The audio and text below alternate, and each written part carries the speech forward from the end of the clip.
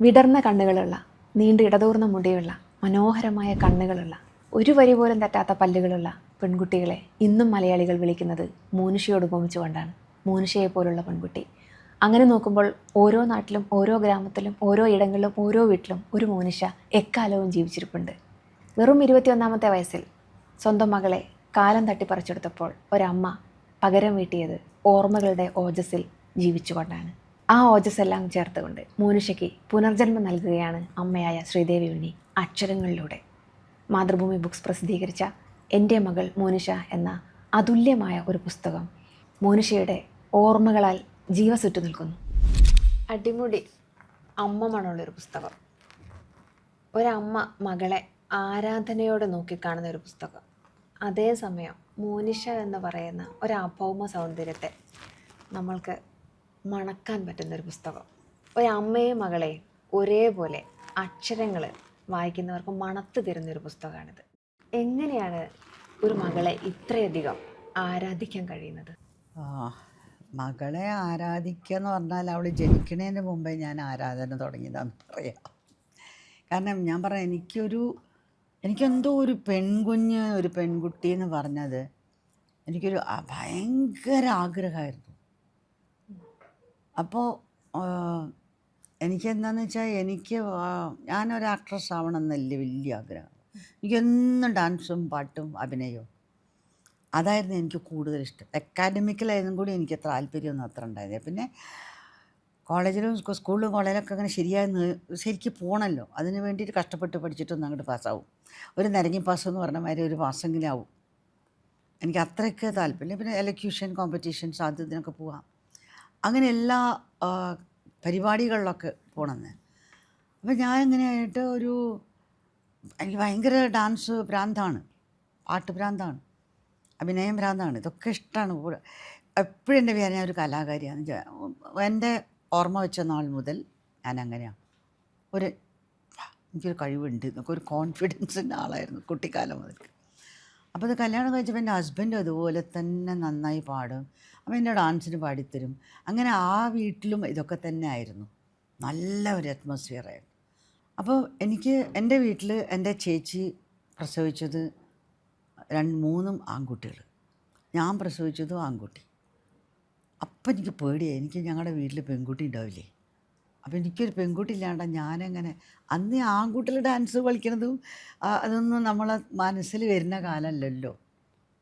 അപ്പോൾ എനിക്കൊരു പെൺകുട്ടി ഉണ്ടാവാണ്ട് ഞാനെങ്ങനെ എന്നെ കാണും. ആ ഒരു സ്വാർത്ഥത കൂടി ആയിരിക്കണം എന്നിലുള്ള കലാകാരിയുടെ സ്വാർത്ഥത കൂടെ ഉണ്ടോയെന്ന് എനിക്ക് തോന്നും ചിലപ്പോൾ.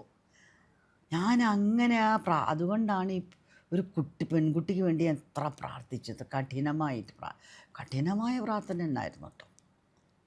അങ്ങനെ പ്രസവിക്കണ വരെ നമ്മുടെയൊക്കെ നാട്ടിലൊന്നും സാധാരണയൊക്കെ എന്നൊക്കെ പറഞ്ഞാൽ ആശുപത്രിയൊന്നുമില്ല. അപ്പോൾ കുട്ടി ജനിച്ച ഉടനെ ഇപ്പം തന്നെ ഉടനെ ഒരു പെൺകുട്ടിയാണേന്ന് പറയുന്നതും. അപ്പോൾ എനിക്കിത് ആദ്യമേ ഒരു പെൺകുട്ടി ആയിരിക്കും എന്നുള്ള എനിക്ക് ഭയങ്കര വലിയ കാര്യം സ്ത്രീകളെ. കാരണം എൻ്റെ അമ്മേനെ കണ്ട് വളർന്ന ഞാൻ. എൻ്റെ അമ്മയുടെ ആ പവർഫുൾ ലേഡിയാണ് അമ്മ.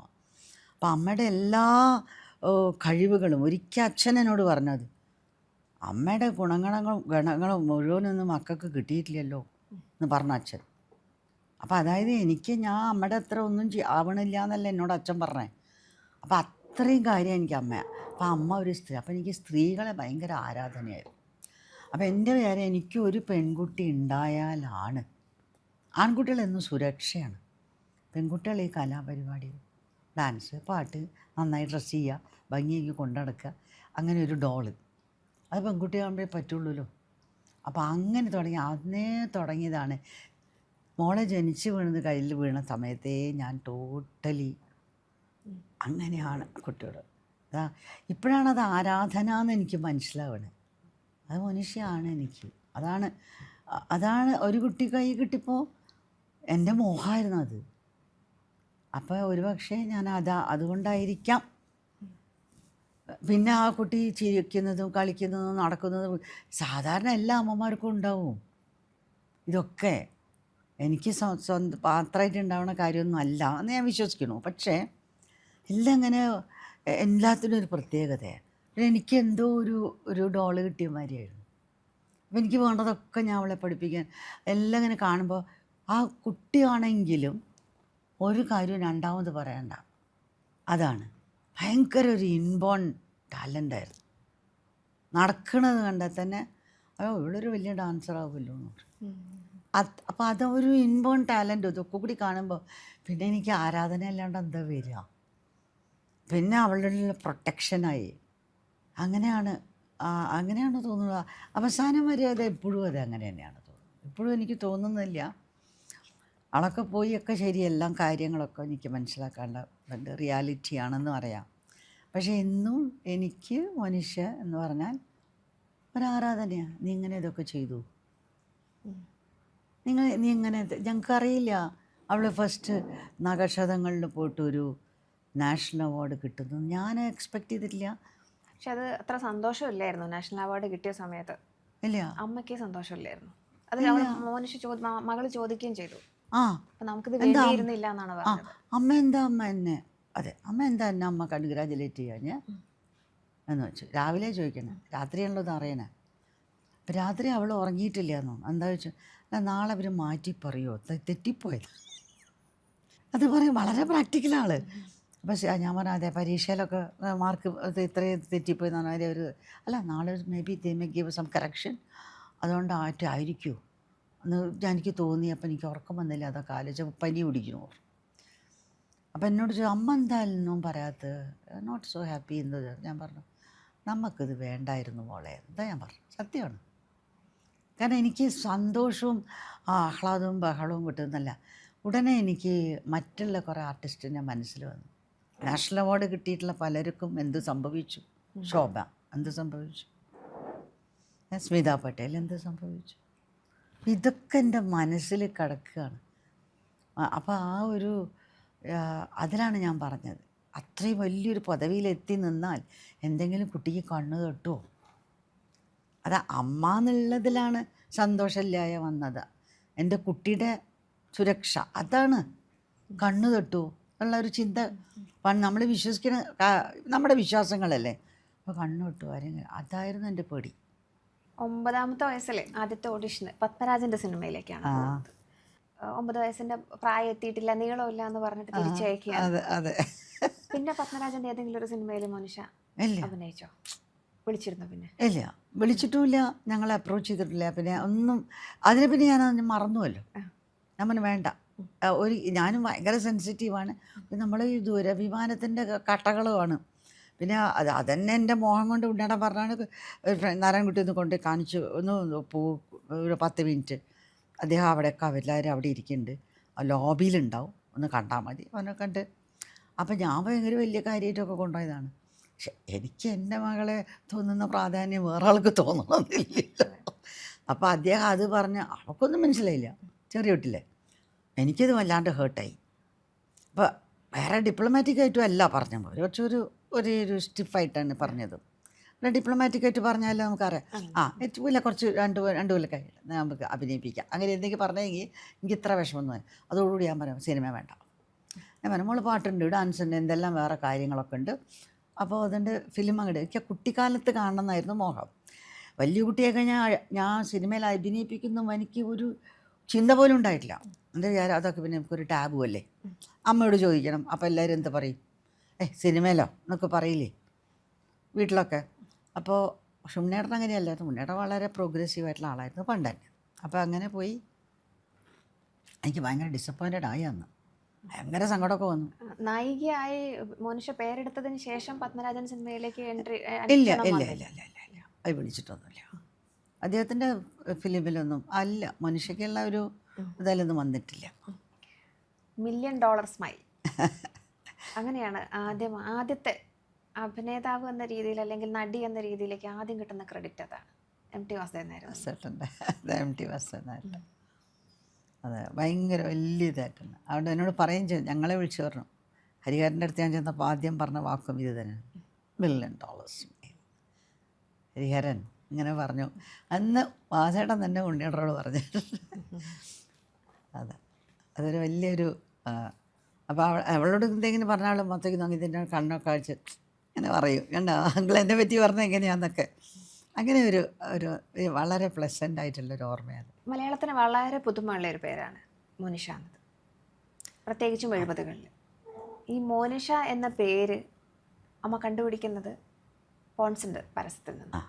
ഫെമിന വായിക്കണ അതെ, ഒരു കാറ് സമ്മാനം കിട്ടിയ ഹെറൽഡ് കാറ് സമ്മാനം കിട്ടിയ പേരാണിത്. അതെ. രണ്ടാമത്തെ കാര്യം അറിഞ്ഞോ അറിയാതെയാണെന്ന് എനിക്കറിയില്ല, മോനിഷ എന്നുള്ളത് മനീഷ, ബുദ്ധി എന്ന് പറയുന്ന വിസ്ഡം എന്നൊക്കെ പറയുന്ന രീതിയിലേക്ക് പിന്നീട് നിർവചിക്കപ്പെട്ടൊരു പേര് കൂടിയായി മാറി. നല്ല ബുദ്ധിമതിയും കൂടെയായിരുന്നു അക്കാദമിക തലത്തിലും. അതെ, മോനിഷ നല്ല ബുദ്ധിമതിയാണെന്ന് വെച്ചാൽ നമുക്ക് ആർക്കും മനസ്സിലാവില്ല അവൾ ഇത്ര ബുദ്ധിമതിയാണ്. അതാണ് അവളുടെ ബുദ്ധി. അവളിങ്ങനെ അതേ പറയാൻ മാതിരി കേൾവി ശക്തി ഭയങ്കരമായിരുന്നു. നമ്മൾ ഈ റൂമിലിരുന്ന് പറഞ്ഞിട്ടുണ്ടെങ്കിൽ മറ്റേ ആ റൂമിലിരുന്ന് നമുക്ക് കേൾക്കാൻ പറ്റും. ശ്രവണശക്തി അത് അച്ഛനും ഉണ്ടായിരുന്നു, എൻ്റെ മോനും മോശമില്ല. അതെ, അത് എന്തെങ്കിലും ഞാൻ പറഞ്ഞു കഴിഞ്ഞാൽ അതും ആ ഒരു ശക്തി ഉണ്ടായിരുന്നു. പിന്നെ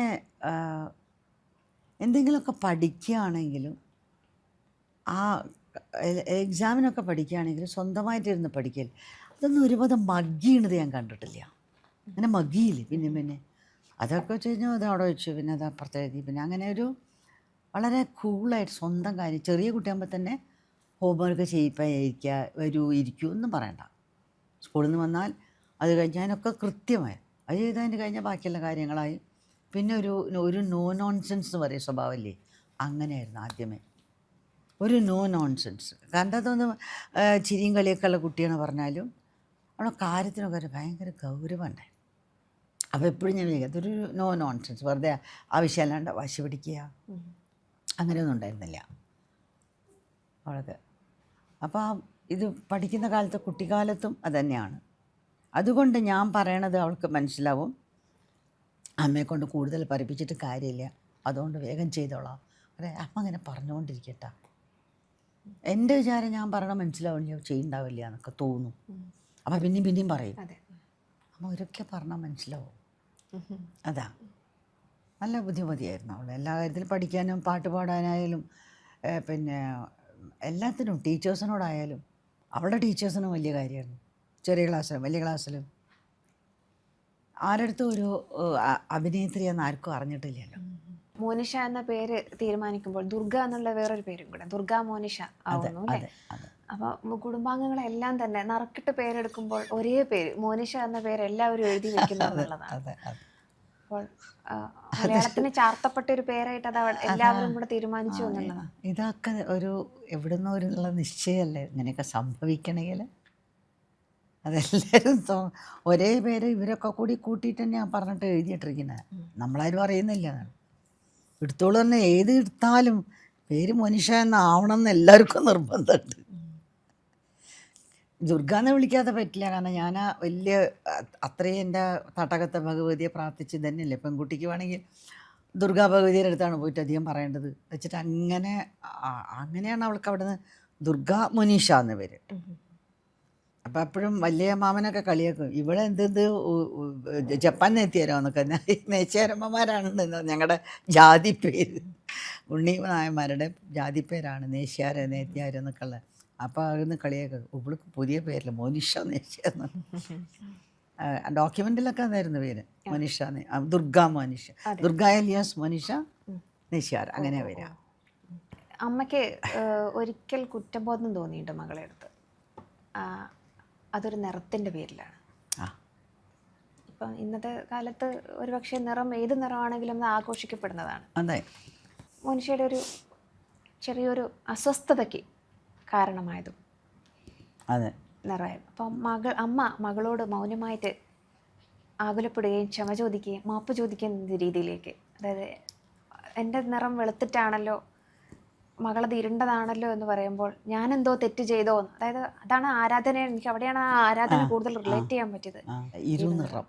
അതെ, അന്നൊരു അങ്ങനെ ഇപ്പോൾ വെളുപ്പ് കറുപ്പ് ഇരുനിറം 3 വിഭാഗങ്ങളുള്ള കാലം. അപ്പോൾ അത് എനിക്ക് പലപ്പോഴും ഇങ്ങനെ ഓരോരുത്തരും കമൻറ്റ് ചെയ്യും, മറ്റുള്ളവരിൽ നിന്നൊക്കെ വരും. മറ്റുള്ളവരിൽ നിന്നും ചിലപ്പോൾ ഈ കമൻസ് വരും. അത് മനുഷ്യരുടെ മുമ്പിൽ വെച്ച് വരും. ആദ്യം ഒന്നും അവൾക്ക് മനസ്സിലാവില്ല.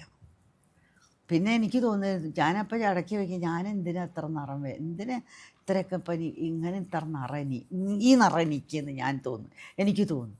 കാരണം മോള് ചിലപ്പോൾ അങ്ങനെ ഇത് കുറേയൊക്കെ ഒരിക്കൽ അങ്ങനെ ഉണ്ടായല്ലോ വീട്ടിൽ. എല്ലാവരും എൻ്റെ മരുമോള് നല്ല ഭയങ്കര ഈ കളറ് പറഞ്ഞാൽ അല്ലാത്തൊരു കളറാണ്.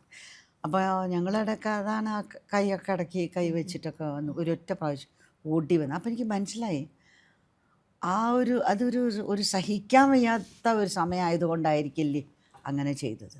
കൈത്തണ്ട വെച്ചിട്ട് ഇങ്ങനെ വെച്ചാലേ നമ്മൾ കാണും. ഒരു 3 കൈ ഇങ്ങനെ വെച്ചാൽ അങ്ങനെ ഇടയിൽ ഓടി ഇങ്ങനെ കൈ പിടിച്ച് വയ്ക്കുന്നു രണ്ടുപേര്. അപ്പം എന്താ നമുക്ക് മനസ്സിലായില്ല. ഇടയിൽ കൈ വെച്ചു. ഇവരെ കൂടെയാണോ ഞാൻ ജീവിക്കേണ്ടത് ചോദിച്ചിട്ട് പോയി. ഇതൊക്കെ തമാശയായിരുന്നോ? അത് തമാശ. ഈ ഗൗരവമായ കാര്യത്ത് തമാശയിൽ കൂടി പറയാൻ നല്ല കഴിവായിരുന്നു നമുക്കത് കുറിക്ക് കൊള്ളും. എന്നാൽ നമ്മളോട് അങ്ങനെയായിട്ട് പറയുമല്ല. പക്ഷെ കൊള്ളേണ്ടവർക്ക് കൊള്ളും. എൻ്റെ മരുമോൾക്ക് അവർക്കൊന്നും മനസ്സിലായിട്ടുണ്ടാവില്ല എന്താന്ന് തന്നെ, ഇപ്പോഴും മനസ്സിലായിട്ടുണ്ടാവില്ല. പക്ഷെ എനിക്കത് മനസ്സിലായി. അതാണ് എനിക്ക് തോന്നിയിരുന്ന കുറ്റബോധം. അത് എനിക്ക് തോന്നിച്ചാൽ അവൾക്കത് മനസ്സിൽ വരുന്നുണ്ട്. അതിന് കാരണക്കാരാരാണ്? പുറമേക്കാരാണ്. അതിന് സമൂഹം തന്നെയാണ് കുറ്റം. എല്ലാ ചെല്ലുമ്പോഴും എന്തേ ഇങ്ങനെ അത് അങ്ങനെ പറയുമ്പോൾ അപ്പം അത് ഞാൻ എപ്പോഴും ആലോചിക്കും, അവൾ ഞാനും ആയ പോലെയായിരുന്നു ഈ നിറത്തിൻ്റെ കാര്യത്തിൽ. അങ്ങനെയല്ലേ പലപ്പോഴും കാണാറില്ലേ? അപ്പോൾ അതൊക്കെ ഞാൻ ചിന്തിച്ചിട്ടുണ്ട്. സത്യം എനിക്കൊരു വിഷമം ഉണ്ടായിരുന്നു. മോൾക്ക് വിഷമിക്കുന്നുണ്ട്, അല്ലാണ്ട് എനിക്ക് വിഷമമൊന്നും ഉണ്ടായിരുന്നില്ല.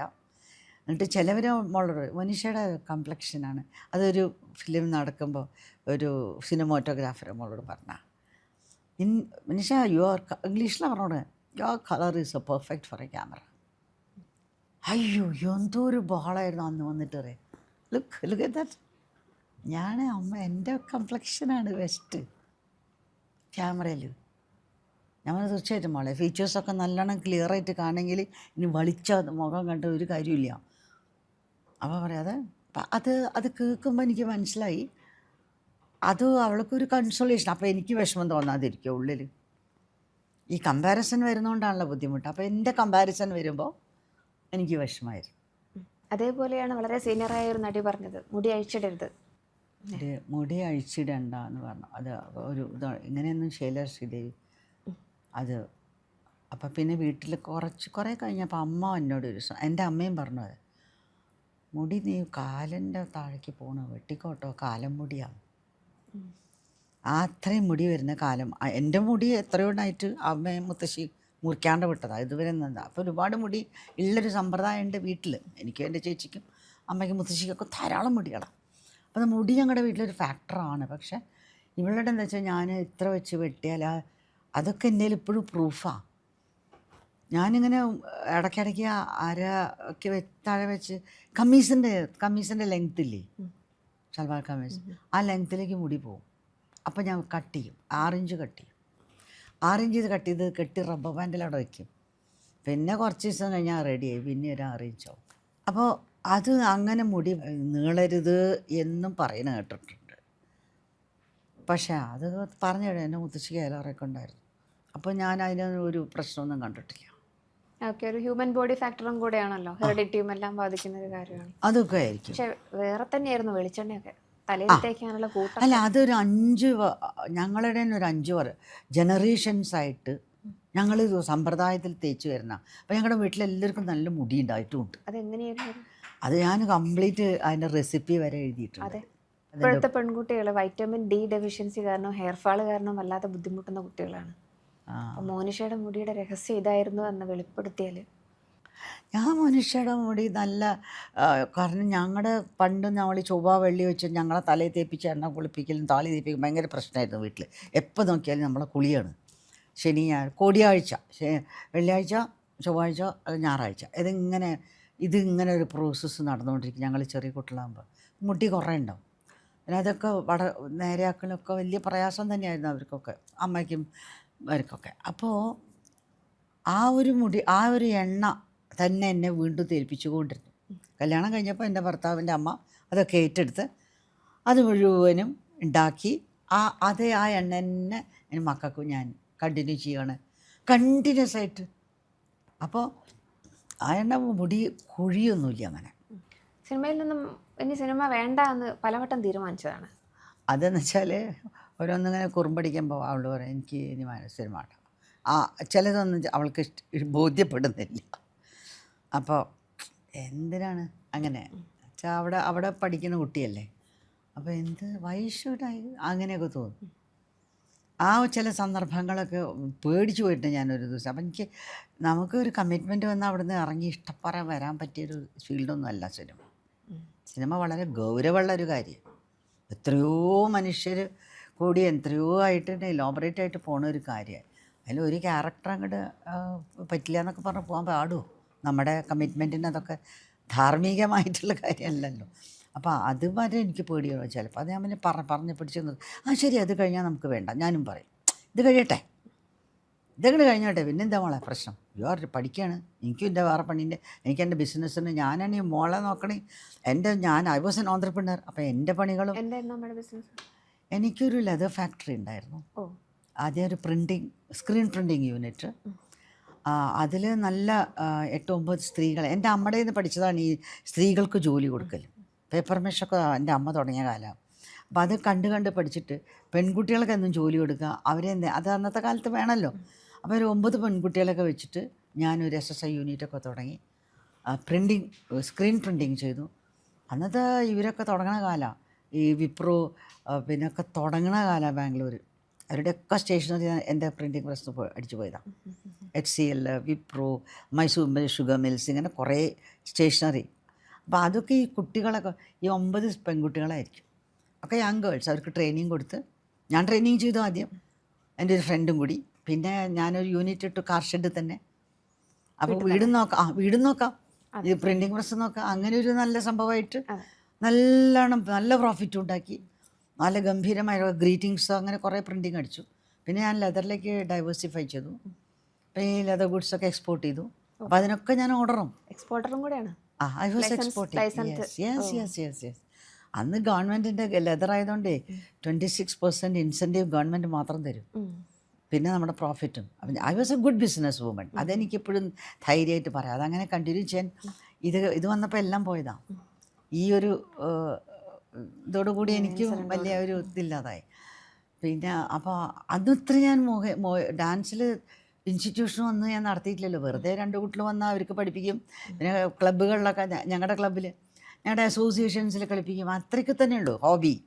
ഫുൾ ഹോബിയായിരുന്നു. ഞാനൊരു പ്രൊഫഷണലായിട്ട് ഒന്നും ചെയ്തിട്ടില്ല. അപ്പോൾ ഐ വാസ് എൻ ഓൺട്രപ്രനർ. എനിക്ക് വലിയ ഇഷ്ടമായിരുന്നു ഒരു വലിയ ബിസിനസ് പേഴ്സൺ ആവണം എന്നൊക്കെ വലിയ മോഹമായിരുന്നു. നടക്കുമായിരുന്നു. ഞാൻ തന്നെ മാർക്കറ്റ് ചെയ്തിരുന്നു എൻ്റെ പ്രോഡക്റ്റൊക്കെ ഗൾഫ് കൺട്രീസിൽ പോയിട്ട്. ഒക്കെ സക്സസ്ഫുള്ളായിരുന്നു. നല്ല ബിസിനസ്സാണ് കൊണ്ടുവന്നിരുന്നൊക്കെ ഞാൻ. അപ്പോൾ അതും ഇതേമാതിരി അന്ന് മൊബൈലില്ല, ബ്രോഷറില്ല, ഒന്നുമില്ല. നമ്മൾ കയ്യിൽ തൂക്കി കൊണ്ടുപോകണം സാധനങ്ങൾ. ബ്രോഷർ കാണിച്ചിട്ട് ഈ ലെതർ ഇത് wallet, passport holder, key chain ഒന്നും പറയാൻ പറ്റില്ല. അതൊക്കെയായിരുന്നു എൻ്റെ കൂടുതൽ മെറ്റീരിയലായിട്ട് സാമ്പിൾ അത് തന്നെ വേണം. അത് കയ്യിലെടുത്തിട്ട് തന്നെ പോകണം. പക്ഷേ I use to present very well. അപ്പോൾ എനിക്ക് അതുകൊണ്ട് അത് വലിയൊരു ചാപ്റ്ററാണ് എൻ്റെ. ഭയങ്കര ഇൻസെൻറ്റീവും ഗവൺമെൻറ്റിൻ്റെ. പിന്നെ ഇതുമൊക്കെ ആയിട്ട് I was running A good show. എന്ന് വെച്ചാൽ ഈ പെൺകുട്ടികളൊക്കെ വേറെയുണ്ട്. പിന്നെ ലെതർ വന്നപ്പോൾ കുറേ ആൾക്കാർ വേറെ ചേർത്തി ഫാക്ടറിയായി. അങ്ങനെ ഇത് കൊണ്ട് നടന്നിരുന്ന ഒരു സമയമായിരുന്നു. ആ കാലങ്ങളിലാണ് ഈ ആക്സിഡൻ്റൊക്കെ വരുന്നത്. അപ്പോൾ അത് ചെയ്തു. പിന്നെ മോള് പോയതിൻ്റെ ശേഷം ഞാൻ ബൊട്ടീക്ക്, ഫാഷൻ ഡിസൈനിങ് പഠിച്ചു. ഇതൊക്കെ എൻ്റെ ഇടയിൽ ഞാൻ ചെയ്തു മോള് പോയിട്ട്. എനിക്ക് എന്ത് ചെയ്തിട്ടും ഫില്ല് ചെയ്യാൻ പറ്റുന്നില്ല എന്നെ. ഇത് നികത്താൻ പറ്റുന്നില്ല ഈ ലോസ്. അപ്പോൾ കുറേ ഇത് ഫാഷൻ ഡിസൈൻ സ്കൂളിൽ പോയി പഠിക്കുന്നതന്നെ എന്തിനായിരുന്നു? മോളെ പ്രായക്കാരാണ് എൻ്റെ കൂടെ ഇരിക്കുക, ആൺകുട്ടികളും പെൺകുട്ടികളും. അവരെന്നെ പേരാ വിളിക്കുക. നോൺ മലയാളീസാ, നോ ശ്രീദേവി എന്നൊക്കെ പറയുമ്പോൾ ഞാനോട് വലിയൊരു ചെറുതായിട്ട് പോയി അതിൻ്റെ മുമ്പിൽ. അപ്പം ഞാൻ പ്രായത്തിൽ നിന്ന് അങ്ങോട്ട് കയറുന്നില്ല. മോനിഷയുടെ അതേ ഇൻറ്ററാക്ഷൻ എന്തിനാണെന്ന് വെച്ചാൽ മോളുടെ എല്ലാ കോസ്റ്റ്യൂംസും ഈ സിനിമയിൽ ചെയ്തിരുന്നതൊക്കെ ഞാനാണ് ഡിസൈൻ ചെയ്തിട്ട് ഞാനാണ് സെലക്ട് ചെയ്തിട്ട് കൊണ്ടുവന്നിരുന്നത്. ഓ ഈ കുറേ സിനിമ സായം സന്ധ്യ അങ്ങനത്തെ മോള് ചുരിദാറൊക്കെ ഇട്ട് വരുന്നത് അതൊക്കെ എൻ്റെ ഡിസൈനിങ്, എൻ്റെ പർച്ചേസുമാണ്. ഇവർ പറയും അമ്മ ഇവിടുന്ന് എന്താ വെച്ചാൽ നല്ലത് കൊണ്ടുവന്നോളൂ, മോഡേൺ ആയിട്ടുള്ളത്. അപ്പോൾ അവൾക്ക് പാകളുടെ കൊണ്ട്. അപ്പോൾ എനിക്ക് കോസ്റ്റ്യൂമായിട്ട് ഒരുപാട് മോള് പോയപ്പോൾ ഒരുപാട് ഫാക്ടേഴ്സ് എനിക്ക് തിരിച്ചു പിടിക്കണ്ടേ. അപ്പോൾ അവൾക്ക് വേണ്ടി ഞാൻ നോക്കിയിരുന്നതാണ് ഇത് മുഴുവൻ. അപ്പോൾ ഞാൻ വിചാരിച്ചു എനിക്കൊരു ഗ്യാപ്പ് വരുമല്ലോ, ആർക്കും ഒന്നും വാങ്ങാനില്ലാതാവുകയാണ് പെട്ടെന്ന് രാവിലെ. ഒരു ഷോപ്പിങ്ങിന് പോകാനില്ല, ഒന്നുമില്ല. എന്തൊരു വാക്യൂമാണെന്നോ നോക്കൂ. അത് 21 വയസ്സ് വരെയല്ലേ. അപ്പോൾ അത്രയും രൂപ ആ ടീനേജിലൊക്കെ എന്തെല്ലാം ഞാൻ പോയിട്ട് ചെയ്തിട്ടുണ്ടോ അവൾക്ക് വേണ്ടി. ഇന്ന് ഞങ്ങൾ ബഡ്ജറ്റ് പോയിട്ടുണ്ടോ എന്തെങ്കിലും വാങ്ങിച്ചുകൊണ്ടിരാൻ. അതാണ് അവസാനം എഴുതിയത്. അവസാനം ഞാനൊരു സാരിയുടെ ഫോളോ വെച്ചിട്ട് ഒരു പോക്കൊക്കെ ഉണ്ടായില്ലേ, മോഹൻലാലിൻ്റെ ഇതിനല്ല, മോഹൻലാൽ കണ്ടക്ട് ചെയ്ത കമലദളത്തിൻ്റെ, അതിനൊക്കെ അത്രയും ഞാൻ ഡെഡിക്കേറ്റഡ് ആയിരുന്നു. മനുഷ്യരുടെ ശരിക്കും I was dedicated to her. അതൊന്നുമില്ലാന്ന് ഞാൻ പറയാം, ഒക്കെ സത്യമാണ്. ആ ബിലോങ്ങിങ്സ് ഒക്കെ അങ്ങനെ കീപ്പ് ചെയ്തോ? അങ്ങനെ കുറേ എണ്ണം അങ്ങനെ തന്നെ ഇരിക്കണം, സൂക്ഷിച്ചു വെച്ചു. ഇനിയിപ്പോൾ അത് മുഴുവനും ഞാൻ ഇനി അടുത്ത എൻ്റെ പ്രോസസ്സാണ്. അതെല്ലാം ഞാനൊക്കെ റെഡിയാക്കിന്. കുറേ ബാംഗിൾസ് ഉള്ള ബാംഗിളിൻ്റെ അതൊക്കെ അങ്ങനെയുണ്ട്. ഒക്കെ ഞാൻ വാഷ് ചെയ്ത് സൂക്ഷിച്ച്. പലതരം ഗ്ലാസ്സസ് ഉണ്ട്. ഇതൊക്കെ ഇപ്പം ഞാൻ ഒന്നൊരു വീഡിയോയിൽ കംപ്ലീറ്റ് പാൻ ചെയ്ത് എല്ലാം റെഡിയാക്കി അതൊരു വീഡിയോ ആക്കി ഡോക്യുമെൻ്റ് ചെയ്തിട്ട് വേണം. നല്ല അവളുടെ ഫേവറേറ്റ് ആയിട്ടുള്ള സൽവാർ കമ്മീസുകളൊക്കെ ഉണ്ട്. അവളുടെ ഫേവറേറ്റ് ആയിരുന്നു. ബാക്കിയൊക്കെ ഞാൻ കൊടുത്തു, അനാഥാലയങ്ങളൊക്കെ കൊണ്ട് കൊടുത്തു. മറ്റേ ഇങ്ങനെ ഫേവറേറ്റ് ആയിട്ട് കുറേ ഉണ്ട്. അങ്ങനത്തെ കുറേ സെലക്റ്റീവ് ആയിട്ടുള്ള ആ കാര്യങ്ങളൊക്കെ കൂടി ഒന്ന് റെഡി ഡോക്യുമെൻ്റ് ചെയ്യണം. ഇതിപ്പോൾ ബുക്കായിട്ട് എഴുതുക, അത് അങ്ങനെ ചെയ്യാൻ പറ്റില്ലല്ലോ. അപ്പോൾ അതൊരു വീഡിയോ ആക്കിയിട്ട് അതുകൊണ്ട് വെച്ച് കഴിഞ്ഞാൽ പിന്നെ അത് ആര് കൊണ്ടു നടക്കും. 3.5 വയസ്സിലാന്ന് തോന്നുന്നല്ലേ പങ്കജാക്ഷൻ കടൽ വർണ്ണൻ പാടിയത് റെക്കോർഡ് ചെയ്ത് വെച്ചത്? 3 വയസ്സ്. അത് പണ്ടേ ശീലമുണ്ട് മകളുടെ കാര്യങ്ങളൊക്കെ റെക്കോർഡ് ചെയ്ത് വെക്കാന്നുള്ളത്. എനിക്ക് ഉണ്ണേട്ടനും അത് വലിയ ഹോബിയായിരുന്നു. ഞാൻ പറഞ്ഞില്ല, അവളുടെ ഒരു ചലനങ്ങളും ഞാൻ വെറുതെ ഇട്ടിട്ടില്ല. അവൾ പങ്കജാക്ഷൻ കൊണ്ട് അത് ഏങ്ങി പാടിയിട്ട് അത് ഞങ്ങളെ 3-in-1 കാസറ്റിൽ അവൾ എന്തെങ്കിലും ഞങ്ങളെ ഒപ്പിച്ചിട്ടുണ്ടാവും. അതെല്ലാം ഞങ്ങൾ അടികൊള്ളാണ്ടിരിക്കാൻ വേണ്ടി ചെയ്യുന്ന പണികളാണ്. എന്തെങ്കിലുമൊക്കെ കുഞ്ഞു നുണ പറയുന്ന കൊച്ചു നുണകൾ പറയാൻ എടുക്കെത്തിയാൽ ഏട്ടനാ തല്ലുള്ളിക്കാൻ നുണ അങ്ങനെ പറഞ്ഞുകൊണ്ടിരിക്കും. ഈ നുണ പറയുന്നത് പിടിച്ചാൽ അടി കിട്ടും, അവൾക്ക് കിട്ടുമല്ലോ. ഇന്ത്യയിൽ കിട്ടുക, അച്ഛനൊന്നും ചെയ്യില്ല. അപ്പോൾ ഞാൻ കണ്ണൊക്കെ ഉരുട്ടി വരുമ്പോൾ തന്നെ അപ്പം ആരാത്ത മാതിരി പാട്ടൊക്കെ പാടിയിട്ട് ഒരു സ്റ്റെപ്പൊക്കെ വെച്ച് ഇത്ര ഉണ്ടാവുള്ള ആൾ. അപ്പോൾ നമ്മൾ മറന്നു പോവില്ലേ. അപ്പോൾ എൻ്റെ ശ്രദ്ധ അതിലേക്ക് പോയി. അപ്പം എൻ്റെ വീക്ക്നെസ് കലയാണ് പണ്ടേ പഠിച്ചിട്ടുണ്ട്. You know I am Monisha repeat ചെയ്തിട്ട് പറഞ്ഞതും അവസാനമായിട്ട് അമ്മ കേട്ടതും അതാണ്. You know I am Monisha. You don't know me, I am Manisha.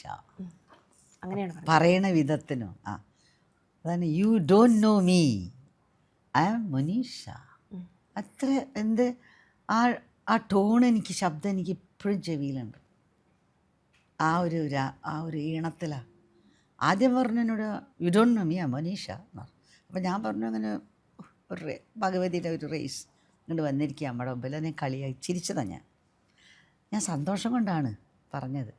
പക്ഷേ രണ്ടാമത്തെ ആ ഒരു നോട്ടും രണ്ടാമത്തെ ആ ഒരു പറച്ചിലും that was different look, different tone. That was the last.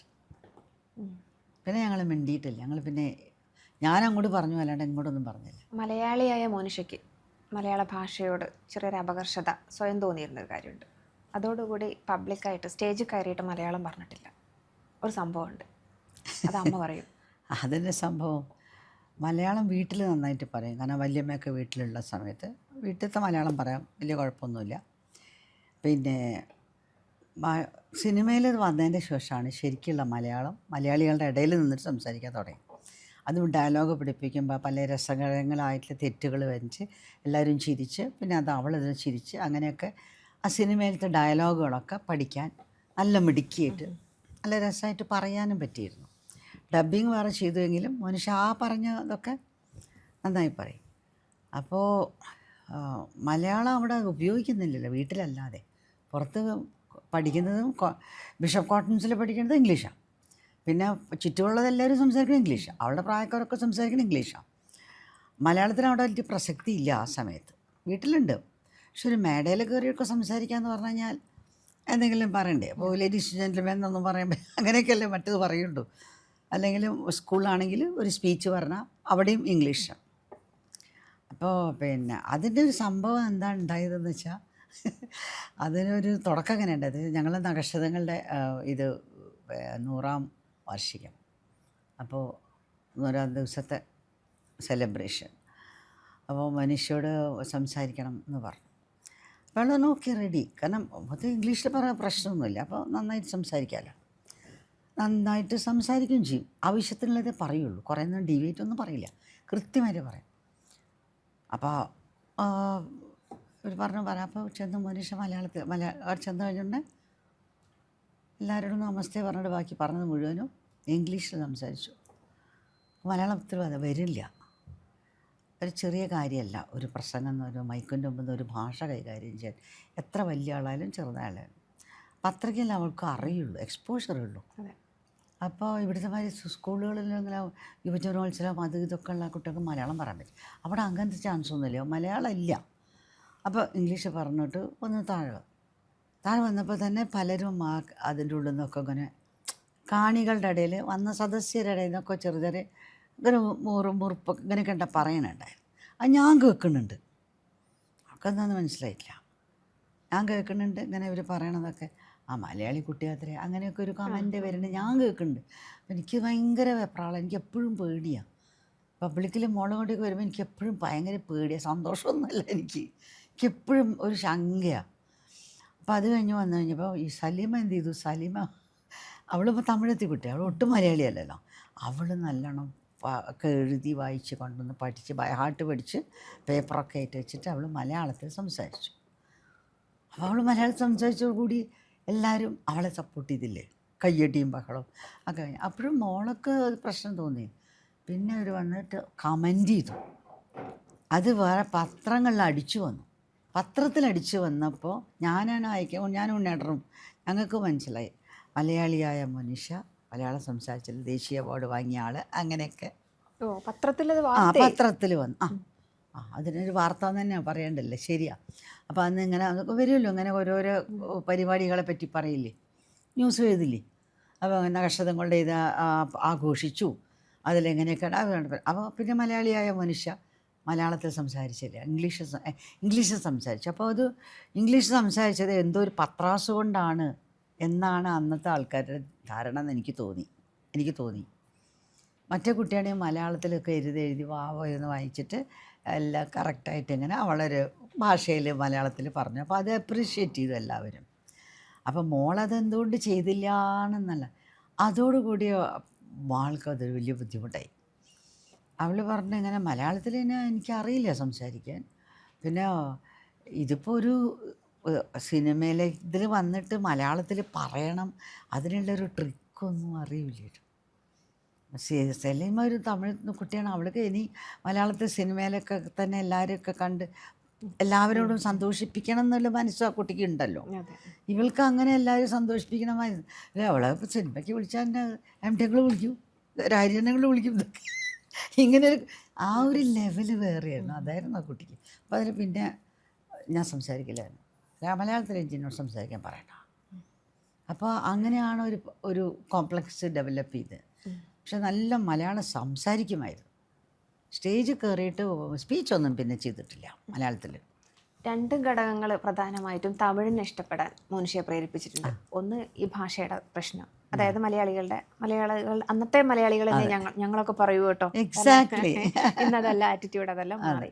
ഞങ്ങൾ വളരെയധികം ഒരു ജനറേഷൻ മാറുന്ന സമയത്ത് സ്വീകാര്യത കൂടുതൽ വന്നു. പിന്നെ രണ്ടാമത്തെ കാര്യം മോനിഷ അക്ക എന്ന് പറയുന്ന വളരെയധികം സ്നേഹത്തോടുള്ള വളരെ സ്നേഹത്തോടു കൂടിയുള്ള ഒരു ലൊക്കേഷൻ ലൈവായിട്ട് മോനിഷ കണ്ടത് തമിഴിനെയാണെന്ന് മോനിഷ അമ്മയോട് പറയുന്നതായിട്ട് അമ്മ എഴുതിയിട്ടുണ്ട്. അതെ, അത് എപ്പോഴും I like to continue in Tamil movies എന്നോട് പറയും, എനിക്ക് കണ്ടിന്യൂ ചെയ്യണം തമിഴിൽ.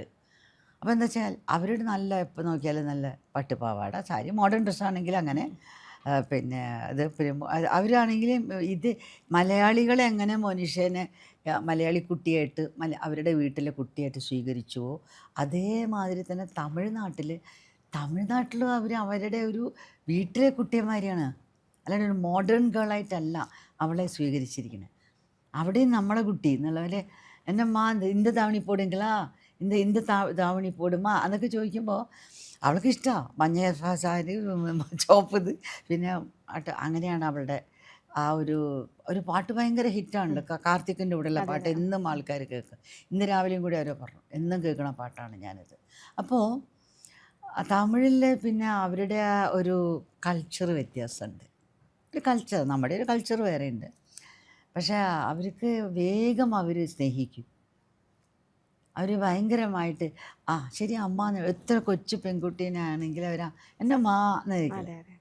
അപ്പോൾ ഇത് എന്നെ അമ്മ എന്നൊക്കെ അപ്പം ഞാൻ ചെല്ലുമ്പോഴും മനുഷ്യർ ഇപ്പോഴാ എന്നെ കണ്ടാൽ കൂടി അവർ എപ്പോഴും പറയാം മോനിഷ അമ്മ തന്നെ, മോനിഷയുടെ അമ്മയല്ലേ എന്നാ. അവളെ വിളിക്കുമ്പോൾ അക്കാലയോ അമ്മ മനുഷ്യമ്മ ഇങ്ങനെ വിളിക്കും. അപ്പോൾ അത് എല്ലാം നടന്നു പോകുമ്പോഴായാലും ക്രൗഡിൻ്റെ ഇടയിൽ നിന്നായാലും ഒക്കെ അതന്നെയാണ് കേൾക്കണത്. പിന്നെ ഭയങ്കര റെസ്പെക്റ്റാണ് ആക്ട്രസസ് എന്ന് പറഞ്ഞ ആ കാലത്ത് അവിടെ പുച്ഛിക്കില്ല. അവർക്ക് എന്തോ ഒരു വലിയ സംഭവമാണ് തമിഴ്. അവർ സിനിമാ ലോകം അവിടെ നിന്നല്ലേ തുടങ്ങിയിരിക്കണേ. അപ്പം സിനിമാ ലോകത്തിലുള്ളവർ ആരാധനയാണ് അവർക്ക്. അത് നമുക്ക് എല്ലാവർക്കും അറിയാം. കണ്ടവൾക്ക് ശിവാജി ഗണേശൻ അവരായാലും ഒരു ദൈവത്തെ പോലെ കാണുന്ന ഒരു അന്ധമായ ഒരു ആരാധന കൂടിയുള്ള ഒരു നാടല്ലേ അത്. അപ്പം എല്ലാത്തിനും മനുഷ്യക്ക് അത് തന്നെയായിരുന്നു. അവർ കിട്ടുന്ന റെസ്പെക്റ്റ്. ഭക്ഷണം കഴിക്കാൻ കൊണ്ടുവരുമ്പോൾ എന്നെ സാപ്പിടുങ്ങമ്മ എന്നൊക്കെ ചോദിക്കുമ്പോൾ നമ്മൾ അലിഞ്ഞു പോവും. നമുക്കുള്ള വിശപ്പും കൂടി ഇല്ലാണ്ടാവും. അങ്ങനെ കൊണ്ടുവന്നിട്ട് ഇത് വെള്ളം കൊണ്ടൊക്കെ ഇത് തണ്ണി പോതുമാ, അത് കൊഞ്ചം ചൂട് വേണമാ, എപ്പിടി പോതുമാ, അങ്ങനെ അങ്ങനെ അങ്ങനെ അങ്ങനെ അവർ വല്ലാണ്ട് കെയർ കൊടുക്കുമ്പോൾ എനിക്ക് അതിലൊക്കെ. പിന്നെ അതിൻ്റെ ഡ്രസ്സിങ്. വനജ ചേച്ചി ഇപ്പോൾ എവിടെയുണ്ട്? എനിക്കറിയില്ല, മദ്രാസിലുണ്ട് തോന്നുന്നു. പിന്നെ കോണ്ടാക്ട് ചെയ്തില്ലേ? ഇല്ല. പിന്നെ ഒരിക്കൽ 1-2 പ്രാവശ്യമായിട്ട് വന്നു എൻ്റെ അടുത്ത് ബാംഗ്ലൂരിൽ. 1-2 പ്രാവശ്യം വന്നു. പിന്നെ വന്നില്ല. പിന്നെ സുഖമില്ലാണ്ടായി എന്നൊക്കെ പറഞ്ഞു കേട്ടു ആരോ. അമ്മ പിന്നെ കോണ്ടാക്ട് ചെയ്യാൻ ശ്രമിച്ചില്ല? ഇല്ല, ഞാൻ നോക്കി. ഞാൻ ആരോട് ചോദിച്ചു ആർക്കും അറിയുന്നില്ല. പഴയ ആൾക്കാരല്ലേ. ഒരു പാർവതി അമ്മ ഉണ്ടായിരുന്നു, വനജമ്മ ഉണ്ടായിരുന്നു. വനജമ്മയാണ് ഇവിടെ കൂടുതൽ ഞങ്ങളെ കൂടെ ഉണ്ടായിരുന്നത് എപ്പോഴും. അവസാനം വനജമ്മ തന്നെയായിരുന്നു. വനജമ്മയാണ് എനിക്ക് ഇവിടെ കുസൃതി അവിടെ നടക്കണമൊക്കെ വന്ന് പറഞ്ഞുതരാം. സ്വന്തം മകളെ പോലെയായിരുന്നു അല്ലേ മനുഷ്യ? അയ്യോ, അത് വലിയ കാര്യമായിരുന്നു. നല്ലൊരു സ്ത്രീയായിരുന്നു അവർ.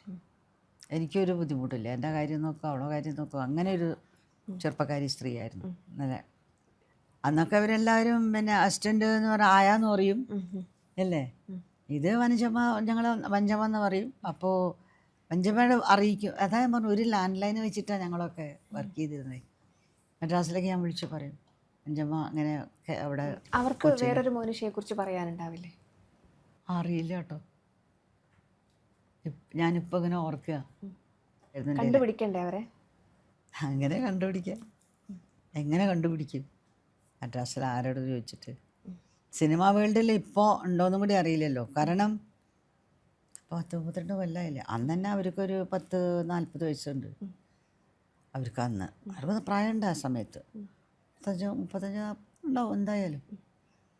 കൂടെ തടിച്ച് ഊരുണ്ട്, നല്ല ഒരു ഇതാണ്. പക്ഷെ എനിക്ക് തോന്നുന്നു അമ്മയെപ്പോലുള്ള ഒരാൾക്ക് കണ്ടുപിടിക്കാൻ പറ്റും, അവരെ ആക്സസ് ചെയ്യാൻ പറ്റും എന്ന് എനിക്ക് തോന്നുന്നത്, ഇന്നത്തെ കാലത്ത് പ്രത്യേകിച്ചും. ഞാൻ ശ്രമിച്ചിട്ടില്ല ഇതുവരെ. നോക്കാം. എനിക്ക് തോന്നുന്നു അവർക്ക് വേറൊരു മനുഷ്യയെ കുറിച്ച് പറയാനുണ്ടാവും. തീർച്ചയായിട്ടും ഉണ്ടാവും, തീർച്ചയായിട്ടും ഉണ്ടാവും. അയ്യോ, മനുഷ്യരുടെ എല്ലാ കുസൃതികളും എൻ്റെ അടുത്ത് വന്നിട്ട് പറഞ്ഞു തരുന്നതും. ചിലപ്പോൾ അവിടെ ഇരുന്നിട്ട് മറ്റുള്ളവരൊക്കെ ചിരിക്കുന്നുണ്ടാവും, പേടിക്കുന്നുണ്ടാവും, അയ്യോ അയ്യോ മനുഷ്യ എന്നൊക്കെ പറയുന്നുണ്ടാവും. ഇതിൻ്റെ എന്താ അവിടെ നടന്നതെന്ന് വിവരമായവർ വന്ന് പറയാൻ എൻ്റെ അടുത്ത്. അതുപോലെ പങ്കജ് ഹോട്ടലിൻ്റെ ഉടമയാണ് മറ്റൊരു നിഗൂഢ സത്യം ഒരു കവറിലാക്കി ഒളിപ്പിച്ചു. അയ്യോ, അത് അദ്ദേഹത്തിൻ്റെ ചന്ദ്രസേനൻ. അതെ, സേനനാണത്. സേനൻ വലിയ ഒരു ഇപ്പോൾ കൊച്ചു സുഖമില്ല തോന്നുന്നു. അപ്പോൾ റിട്ടയർ ചെയ്തിരിക്കുക തോന്നുന്നു. സേനയായിട്ട് ഞാൻ ഈ പുസ്തകത്തെ പറ്റിയൊക്കെ സേന അറിയാം. മനുഷ്യയുടെ ഭാവി വരന്റെ പേര് കവറിലാക്കി. എൻ്റെ വിവാഹത്തിന്റെ അന്ന് ഞാൻ ഈ കവർ തുറന്നു പൊട്ടിച്ച് നിനക്ക് എൻ്റെ കൊണ്ടുത്തരും പറഞ്ഞു. അത് അയാൾ തന്നെ ആയിരിക്കും എന്ന് പുള്ളി പ്രൊഡിക്റ്റ് ചെയ്യുന്നുണ്ട്. അതാ പറയുന്നു. എന്തായിരുന്നു അവളെ എൻ്റെ അത് എഴുതിയിട്ടുണ്ട് കേട്ടോ. അതിൽ കൊണ്ടിട്ട് സീൽ ചെയ്ത് കവർ. എന്നിട്ട് ഓഫീസ് റൂമിൽ കൊണ്ടുവച്ചു. ഇടയ്ക്കിടയ്ക്ക് അവൾ ചോദിക്കും, അങ്കിളെ ഒന്ന് തുറന്നു തരുമോ, നീ പോ പോ പോ പോ, ഇവിടെ നിന്ന് വരാൻ വേണം, പോ പോ പോ, ചെല്ലേ ഓഫീസിലേക്ക്. അങ്കിൾ അതൊന്ന് ഓപ്പൺ ചെയ്ത് എനിക്കിത് കാണാനോ. അതേപോലെ തന്നെ MTയുടെ കയ്യിൽ ജാതകം കൊടുത്തു വിടുന്നുണ്ട് അമ്മ. പറ്റിയ വിവാഹാലോചനകൾ വരുവാണെങ്കിൽ നോക്കണമെന്ന് പറഞ്ഞിട്ട്. ഞാൻ എഴുതിയിട്ടുണ്ടോ? MT ആണ് എഴുതിയത്. വാസേട്ടൻ എഴുതിയതല്ലേ? ചിത്രത്തെരുവുകളിൽ എഴുതിയിട്ടുണ്ട് MT അത്. വാസേട്ടൻ എഴുതിയതല്ലേ? അത് കുറച്ചൊരു അത് മുമ്പേ വാസേട്ടന് എന്തോ ഒരു നല്ലൊരു ജ്യോത്സ്യനൊക്കെ ഉണ്ടെന്ന് പറഞ്ഞിരുന്നു. അപ്പോൾ അതെ, അതാണ് ജ്യോത്സ്യൻ്റെ കഥയാണ് അതിൽ പറയുന്നത്. ഈ കുട്ടിക്ക് വിവാഹപ്രായമായിട്ടില്ല, 2 വർഷം കഴിയട്ടെ വിവാഹ യോഗത്തിന് എന്നാണ്. അതെ അതെ, ഞാൻ നോക്കിച്ചപ്പോഴും അത് തന്നെയാണ് പറഞ്ഞത്, കഴിയട്ടെ, അടുത്ത ഓണം കഴിഞ്ഞതിന് ശേഷം ആലോചിച്ചാൽ മതി. അപ്പം അതിൽ വലിയൊരു നിഗൂഢമായ എന്തോന്നുണ്ടായിരിക്കും. ഇപ്പോൾ 21 വയസ്സാകുമ്പോഴത്തേക്ക് കല്യാണം കഴിപ്പിക്കണം എന്നുള്ളൊരു ധൃതി ഉണ്ടായിരുന്നോ? അല്ല, 21 വയസ്സ് അന്നൊക്കെ നമുക്ക് ഒരു കല്യാണപ്രായമായിട്ടൊക്കെ തന്നെ കരുതിയിരുന്നുള്ളൂ ഞാനൊക്കെ. കാരണം ഞങ്ങളുടെയൊക്കെ വേഗം കഴിഞ്ഞതുകൊണ്ട്. ശരിയാ, ഇന്നായിരുന്നെങ്കിൽ 55 വയസ്സായിട്ട് ഇരിക്കേണ്ട ആളാണല്ലോ അല്ലേ? അതെ. അപ്പോൾ ഞാൻ ആലോചിച്ചിരുന്നു 22, 21, 22. അപ്പോൾ ഗ്രാജുവേഷൻ കഴിയല്ലേ പരീക്ഷ. അപ്പോൾ പിന്നെ നോക്കാം. ഗ്രാജുവേഷൻ ഏതായിരുന്നു? കോഴ്സ് ഏതായിരുന്നു? BA എക്കണോമിക്സ് ആൻഡ് അതാ. പിന്നെ അത് കഴിഞ്ഞ് അവൾക്ക് മറ്റേ ചൈൽഡ് സൈക്കോളജി പഠിക്കണം. ഷീ വോണ്ടഡ് ടു ഡു ഒരു ചൈൽഡ് സൈക്കോളജി പഠിച്ച് പിള്ളേരുടെ വലിയ കാര്യം കുട്ടികളെ. പക്ഷെ വെറ്ററിനറി ഡോക്ടർ ആവാനാണ്. അയ്യോ, അത് വേറെ ഭ്രാന്ത്. അത് വാസേട്ടനായിട്ട് അവർ രണ്ടുപേരും കൂടി ഒരു പ്ലാൻ ഇട്ടതല്ലേ. ഞാൻ എൻ്റെ ഗ്രാജുവേഷൻ കഴിഞ്ഞാട്ടോ ഒരു 5 ഏക്കർ സ്ഥലം മേടിക്കാം, ഇതിൽ പറയണതാണ്. അതിന് MT റെഡി ആന്നാ വാങ്ങാം. ഞാനിത് ഞാനും ഉണ്ണി അപ്പുറത്തിരുന്ന് എന്തൊക്കെയായി പറഞ്ഞു. പക്ഷികൾക്കും മൃഗങ്ങൾക്കുമായിട്ട്. മൃഗങ്ങൾ എല്ലാവരും ഈ പ്രത്യേകിച്ച് നായ്ക്കൾ, സ്ട്രേ ഡോഗ്സ്, അവരെയൊക്കെ കൊണ്ടുവരണം. പാവം അവരൊക്കെ നമുക്ക് 5 ഏക്കർ നമുക്ക് ഫെൻസ് ചെയ്യണം. എന്നിട്ട് ഒരു ചെറിയൊരു ഹോസ്പിറ്റൽ, ക്ലിനിക്ക്, ഫിൽറ്റർ വാട്ടർ മാത്രം കുടിക്കാൻ കൊടുക്കണം. വെറ്ററിനറി അത് ഹോസ്പിറ്റൽ അവർക്ക് നോക്കാൻ അത്ര ഭയങ്കര ഇഷ്ടമായിരുന്നു. എത്ര വേണമെങ്കിലും അതിന് ചിലവഴിക്കും, എത്ര പണം വേണമെങ്കിലും. അത് മതി. പിന്നീടാണ് ഞാൻ വേറെ അമല ചെയ്തത്, മനുഷ്യ പോയതിന് ശേഷം ഞാൻ കേട്ടത്. അമല അവർ ഗംഭീരമായിട്ടൊക്കെ ചെയ്യുന്നുണ്ട് അത്. അപ്പോൾ എനിക്കത് ഓർമ്മ വന്നു, ഇതൊക്കെ ആയിരുന്നല്ലേ ഇവളുടെ ഐഡിയ എന്ന് വാസേട്ടൻ പറഞ്ഞത്. ഈ നമുക്ക് ഒരു 21 വയസ്സുള്ള ഒരു പെൺകുട്ടിയുടെ അത്രയും കാലത്ത് എന്ന് പറയുന്നത് കൗതുകങ്ങളുടെ ഒരുപാട് നല്ല കാലമാണല്ലോ. പിന്നെ വളരെ ചെറുപ്പത്തിൽ ഏൺ ചെയ്യുന്ന ഒരാളാണ്. ഒരു നല്ല മോശമല്ലാത്ത സാമ്പത്തിക നിലവാരം സ്വന്തം കയ്യിലുള്ള ആളാണ്. മാരുതി 800 സ്വന്തമായിട്ട് വളരെ ചെറുപ്പത്തിലേ വാങ്ങി ഓടിച്ച് കോളേജിൽ പോയ ആളാണ്. പണത്തിൻ്റെ കാര്യത്തിൽ എങ്ങനെയായിരുന്നു? പിശുക്കിയായിരുന്നു? പിശുക്കെന്ന് പറഞ്ഞാൽ വരാം. അവൾ ഭയങ്കരമായി അനാവശ്യമായിട്ട് ഒരു പൈസ ചിലവാക്കാൻ പാടില്ല. ഞാൻ കുറച്ച് ഒരു ലാവിഷാണ്. അവൾക്ക് വേണ്ടിയിട്ട് ഞാൻ പോവാം. ഞാനൊരു പോയി ഒരു 10,000 റുപ്പീസ് ആയി അന്നൊക്കെ ഈ ഷോനൊക്കെ പോകണമല്ലേ. അപ്പോൾ അതൊക്കെ ഞാൻ ഇതൊക്കെ ഒക്കെ പക്ഷേ ഹൗ മച്ച് യു സ്പെൻഡ്? അപ്പോൾ ഞാൻ പറഞ്ഞു അത് ഓൾമോസ്റ്റ് സ്റ്റോപ്പ് ഇറ്റ്, മതി. അമ്മ അങ്ങനെ പോയാലും ഇങ്ങനെ കാട് കയറി പോയിക്കൊണ്ടിരിക്കുക, സമ്മതിച്ച് പറ്റില്ല. അന്ന് പൈസ വലിയ പൈസ അല്ല, ഇന്നത്തെ 10,000 ആണ് അന്നത്തെ 10,000. അപ്പോൾ നോ, സ്റ്റോപ്പ് ഇറ്റ്. അത് കഴിഞ്ഞാൽ അത് നിർത്തി. പിന്നെ അങ്ങനെ ഡ്രസ്സ് റിപ്പീറ്റ് ചെയ്യണമുണ്ട് വിഷമമൊന്നുമില്ല. അത് വേണം ഇത് വേണം അത് അങ്ങനെയൊന്നും, ആ ലക്ഷറി ഒന്നുമില്ല. അങ്ങനത്തെ ഒരു ഇതല്ല. പിന്നെ എന്തും വാങ്ങുമ്പോഴും അതിൻ്റെ വില അനുസരിച്ച് ഡിസൈനർ അടുത്ത് പോയി ഡിസൈൻ ചെയ്യിപ്പിക്കും. അതിലും ഡിസൈൻ ചെയ്യുമ്പോൾ എത്രത്തോളം ആ ഡിസൈൻ ഇതൊക്കെയാണ് എൻ്റെ ഉള്ളത്. അവളെ പോയി ഡിസൈൻ ചെയ്തിട്ടുള്ള ലാസ്റ്റായിട്ടുള്ള അപ്പോഴേക്കും കുറച്ച് പക്വത വന്നില്ല. അപ്പോൾ അതിലുമൊക്കെ അതെല്ലാം വളരെ എല്ലാത്തിനോടും പിശുക്കുണ്ട്. അത്യാവശ്യം അനാവശ്യമായിട്ട് പൈസ ചിലവാക്കാൻ ഇഷ്ടമല്ല. അത് പറയാം, അതിൻ്റെ ആവശ്യമില്ല. അത് അവൾക്കറിയാം എവിടെയാണ് കട്ട് ചെയ്യേണ്ടത്. അതിപ്പോൾ എനിക്കെന്തും അറിയില്ല. ഏറ്റവും ഒടുവിലായിട്ട് എടുത്തൊരു ഫാമിലി ഫോട്ടോ, അതിന് നിമിത്തമായത് മോഹൻലാലാണ്. ലാസ്റ്റ് ഞങ്ങളവിടെ മോൻ്റെ വീട്ടിൽ ഡിന്നറിന് പോയപ്പോൾ എല്ലാവരും കൂടി അവിടെ ചെന്നു. അത് ഇന്നസെൻ്റ് ചോദിക്കുകയും ചെയ്ത്, ഞാൻ കിടന്ന് വെപ്രാളപ്പെടുക ഒരു ഗ്രൂപ്പ് ഫോട്ടോ. കാരണം ഗോപാലകൃഷ്ണനാണ് ഫോട്ടോ എടുക്കണത്, ആർ ഗോപാലകൃഷ്ണൻ എല്ലാം. അപ്പോൾ ഞങ്ങളെല്ലാവരും, അപ്പോൾ എല്ലാവരും ഫോട്ടോസ് ഇഷ്ടംപോലെ എടുക്കുന്നുണ്ട്. പക്ഷെ എനിക്കൊരു ഭയങ്കര മോഹം ഒരു ഫാമിലി ഫോട്ടോ എടുക്കണം ദുബായിൽ. അപ്പോഴാണ് ഞാൻ പിടിച്ചല്ലേ ബഹളം കൂട്ടി വിളിക്കുക, ഇവിടെ വാ ഇവിടെ വാ, ഇവിടെ വിളിക്കുമ്പോൾ അവൾ അങ്ങോട്ട് പോകും, അവൾ അവരത് കഴിച്ചു ഇവരത് കഴിച്ചു എന്ന് ചോദിച്ചിട്ട് ഇവിടെ ഓടി നടക്കും. അവളെ പിടിച്ചുകൊണ്ടിരിപ്പിക്കും, ചെറിയ കുട്ടി കരിയും. അപ്പോൾ അങ്ങനെ ചെറിയ അപ്പോൾ മോൻ്റെ കുട്ടി, അപ്പോൾ അവരെ കൂടി ഒന്ന് പിടിച്ച് അസംബിൾ ചെയ്ത് നിർത്തി. അപ്പോൾ നീ ഒന്ന് നിന്നിട്ട് പോകും മനീഷ, അവിടെ നിൽക്കുക എന്നൊക്കെ പറയുന്നത് ഗോപാലകൃഷ്ണൻ. അങ്ങനെ ഓടി വന്ന് നിന്നതാണ്. മറ്റൊരു പറഞ്ഞാൽ വേഗം കേൾക്കും. അപ്പോൾ അത് ഫോട്ടോ എടുത്തപ്പോഴാണ് ഇന്നസെൻ്റ് ഇത് കണ്ടുകൊണ്ട് ഇവരൊക്കെ ശ്രദ്ധിക്കുന്നുണ്ട്, നോക്കിക്കൊണ്ട് നിൽക്കുക. അപ്പോൾ ഞാൻ എന്തിനാണ് ശ്രീദേവമ്മേ ഈ ബാംഗ്ലൂരിൽ ഇവിടെ വന്നിട്ട് വേണം ഒരു ഫാമിലി ഫോട്ടോ, അവിടെ നിന്ന് എടുത്തുകൂടി, ഇതെന്തിനും ഇങ്ങനെ കടന്ന് വെപ്രാളപ്പെടണമെന്ന് ചോദിച്ചു എന്നോട്. അപ്പം മോനിഷയാണ് ആൻസർ ചെയ്ത്, അമ്മയ്ക്ക് എല്ലാവരോടും ഒന്നിച്ച് കിട്ടില്ല അങ്കിൾ, അങ്ങനെ പറഞ്ഞു. അതുകൊണ്ടാണ്. മോഹൻലാൽ എങ്ങനെയായിരുന്നു അതല്ലെങ്കിൽ മോഹൻലാലിനോട് പാർട്ടി വേണമെന്ന് പറയായിരുന്നില്ലേ? അതിലെങ്ങനെയാണെന്ന് വെച്ചാൽ നമ്മൾ ഇത് എൻ്റെ മകൻ്റെ വീട്ടിലാണ് പാർട്ടി. അപ്പോൾ എൻ്റെ ഏട്ടൻ്റെ വീട്ടിൽ ഡിന്നർ നമുക്ക്. അപ്പോൾ ലാലു നമുക്കിവിടെ സമയം എന്നൊക്കെ പറയേണ്ടി വരും, നമുക്കിവിടെ സമയം, നമുക്ക് അത് ആ ഷോ ഈ ഷോയിലൊക്കെ. അപ്പോൾ അവൾക്ക് വല്ലാണ്ടായി. ഇല്ല നാളെ വൈകുന്നേരം എന്തായാലും എൻ്റെ ഏട്ടൻ്റെ വീട്ടിൽ തന്നെ, അവൾക്ക് അറിയാം എങ്ങനെയാണ് പറയേണ്ടത്, എന്തായാലും ഏട്ടൻ്റെ വീട്ടിൽ തന്നെ വേണം. അപ്പോൾ എല്ലാവരും എന്നാൽ ആലോചിക്കാം എന്ന് പറഞ്ഞിട്ട് വേഗം മോഹൻലാൽ എന്നെ എല്ലാവരും വിളിച്ച് അന്വേഷിച്ച് വീണുമൊക്കെ കൂടി എന്നാൽ ശരി ഡിക്ലെയർ നാളെ നമുക്ക് സജീത്തിൻ്റെ വീട്ടിൽ. അപ്പോൾ അത് വില്ലയാണ്, അപ്പോൾ നല്ല സൗകര്യങ്ങളൊക്കെ ഉണ്ട് എല്ലാവർക്കും, താഴത്തും ഇതുമൊക്കെ ആയിട്ട്. അപ്പോൾ എല്ലാം ഫുൾ യൂണിറ്റ് ഉണ്ടായിരുന്നു അവിടെ. ഒരുപാട് തവണ വീണു അല്ലേ അവസാന കാലത്ത്? കമേഴ്ഷ്യൽ സ്ട്രീറ്റിൽ പോയപ്പോൾ കമേഴ്ഷ്യൽ സ്ട്രീറ്റിൽ ഇപ്പോൾ അതും അവനും ജാക്കിയും കൂടിയാണ് പോയത്. അത് എൻ്റെ മകൻ്റെ ഭാര്യ, അവർ വലിയ കൂട്ടാണ്. ഇവളാണ് ഡ്രൈവ് ചെയ്ത് കൊണ്ടുപോകുക. കമേഴ്ഷ്യൽ ഷോപ്പിങ്ങിന് അത് പോകണം. ചെറിയ മോനൊക്കെ ഉണ്ടല്ലോ, അപ്പോൾ എന്തെങ്കിലുമൊക്കെ എന്ന് പറഞ്ഞിട്ട് എന്തെങ്കിലുമായിട്ട് വൈകുന്നേരം പോയി. അപ്പോൾ വീണപ്പോൾ എന്നോട് പറഞ്ഞു, അമ്മ നിഷ വീണു കേട്ടോ എന്ന് പറയും. വന്നവിടെ എവിടെ? കമേഴ്ഷ്യൽ സ്ട്രീറ്റിൽ.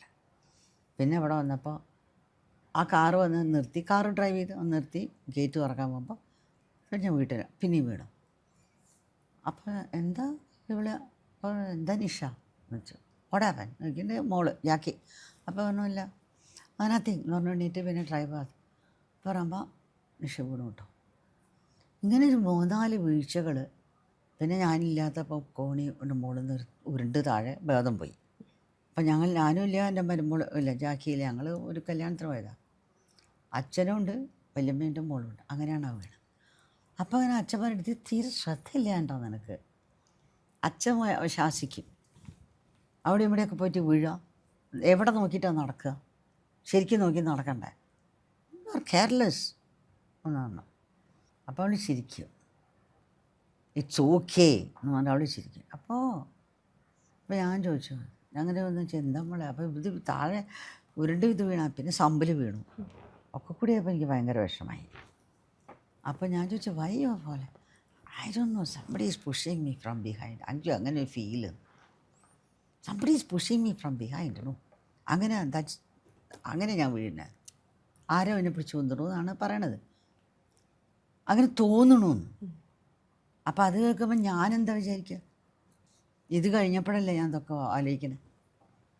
ഇത് കഴിഞ്ഞപ്പോഴല്ലേ ഞാനിങ്ങനെ ഓരോന്ന് ചിന്തിച്ചു കൂട്ടാൻ തുടങ്ങി. മനുഷ്യൻ്റെ സാധാരണ മനുഷ്യൻ അത് ചിന്തിക്കണതാണ് ആയിരിക്കാം. അതെൻ്റെ ഒരു സൈക്കോളജിക്കലായിട്ട് എനിക്ക് തോന്നുന്നതാവാം. വേറെ ചിലപ്പോൾ ഒന്നും ഉണ്ടായിരുന്നിരിക്കില്ല. പക്ഷേ ഈ കുട്ടി ഇത് പറഞ്ഞ സ്ഥിതിക്ക് എന്താണെന്നല്ല ചോദ്യം എൻ്റെ മനസ്സിന്. മോനിഷ പോയതിന് ശേഷം അമ്മ മോനിഷയെ തേടി ഒരുപാട് നടന്നു, പലയിടങ്ങളിൽ പല രീതിയിൽ.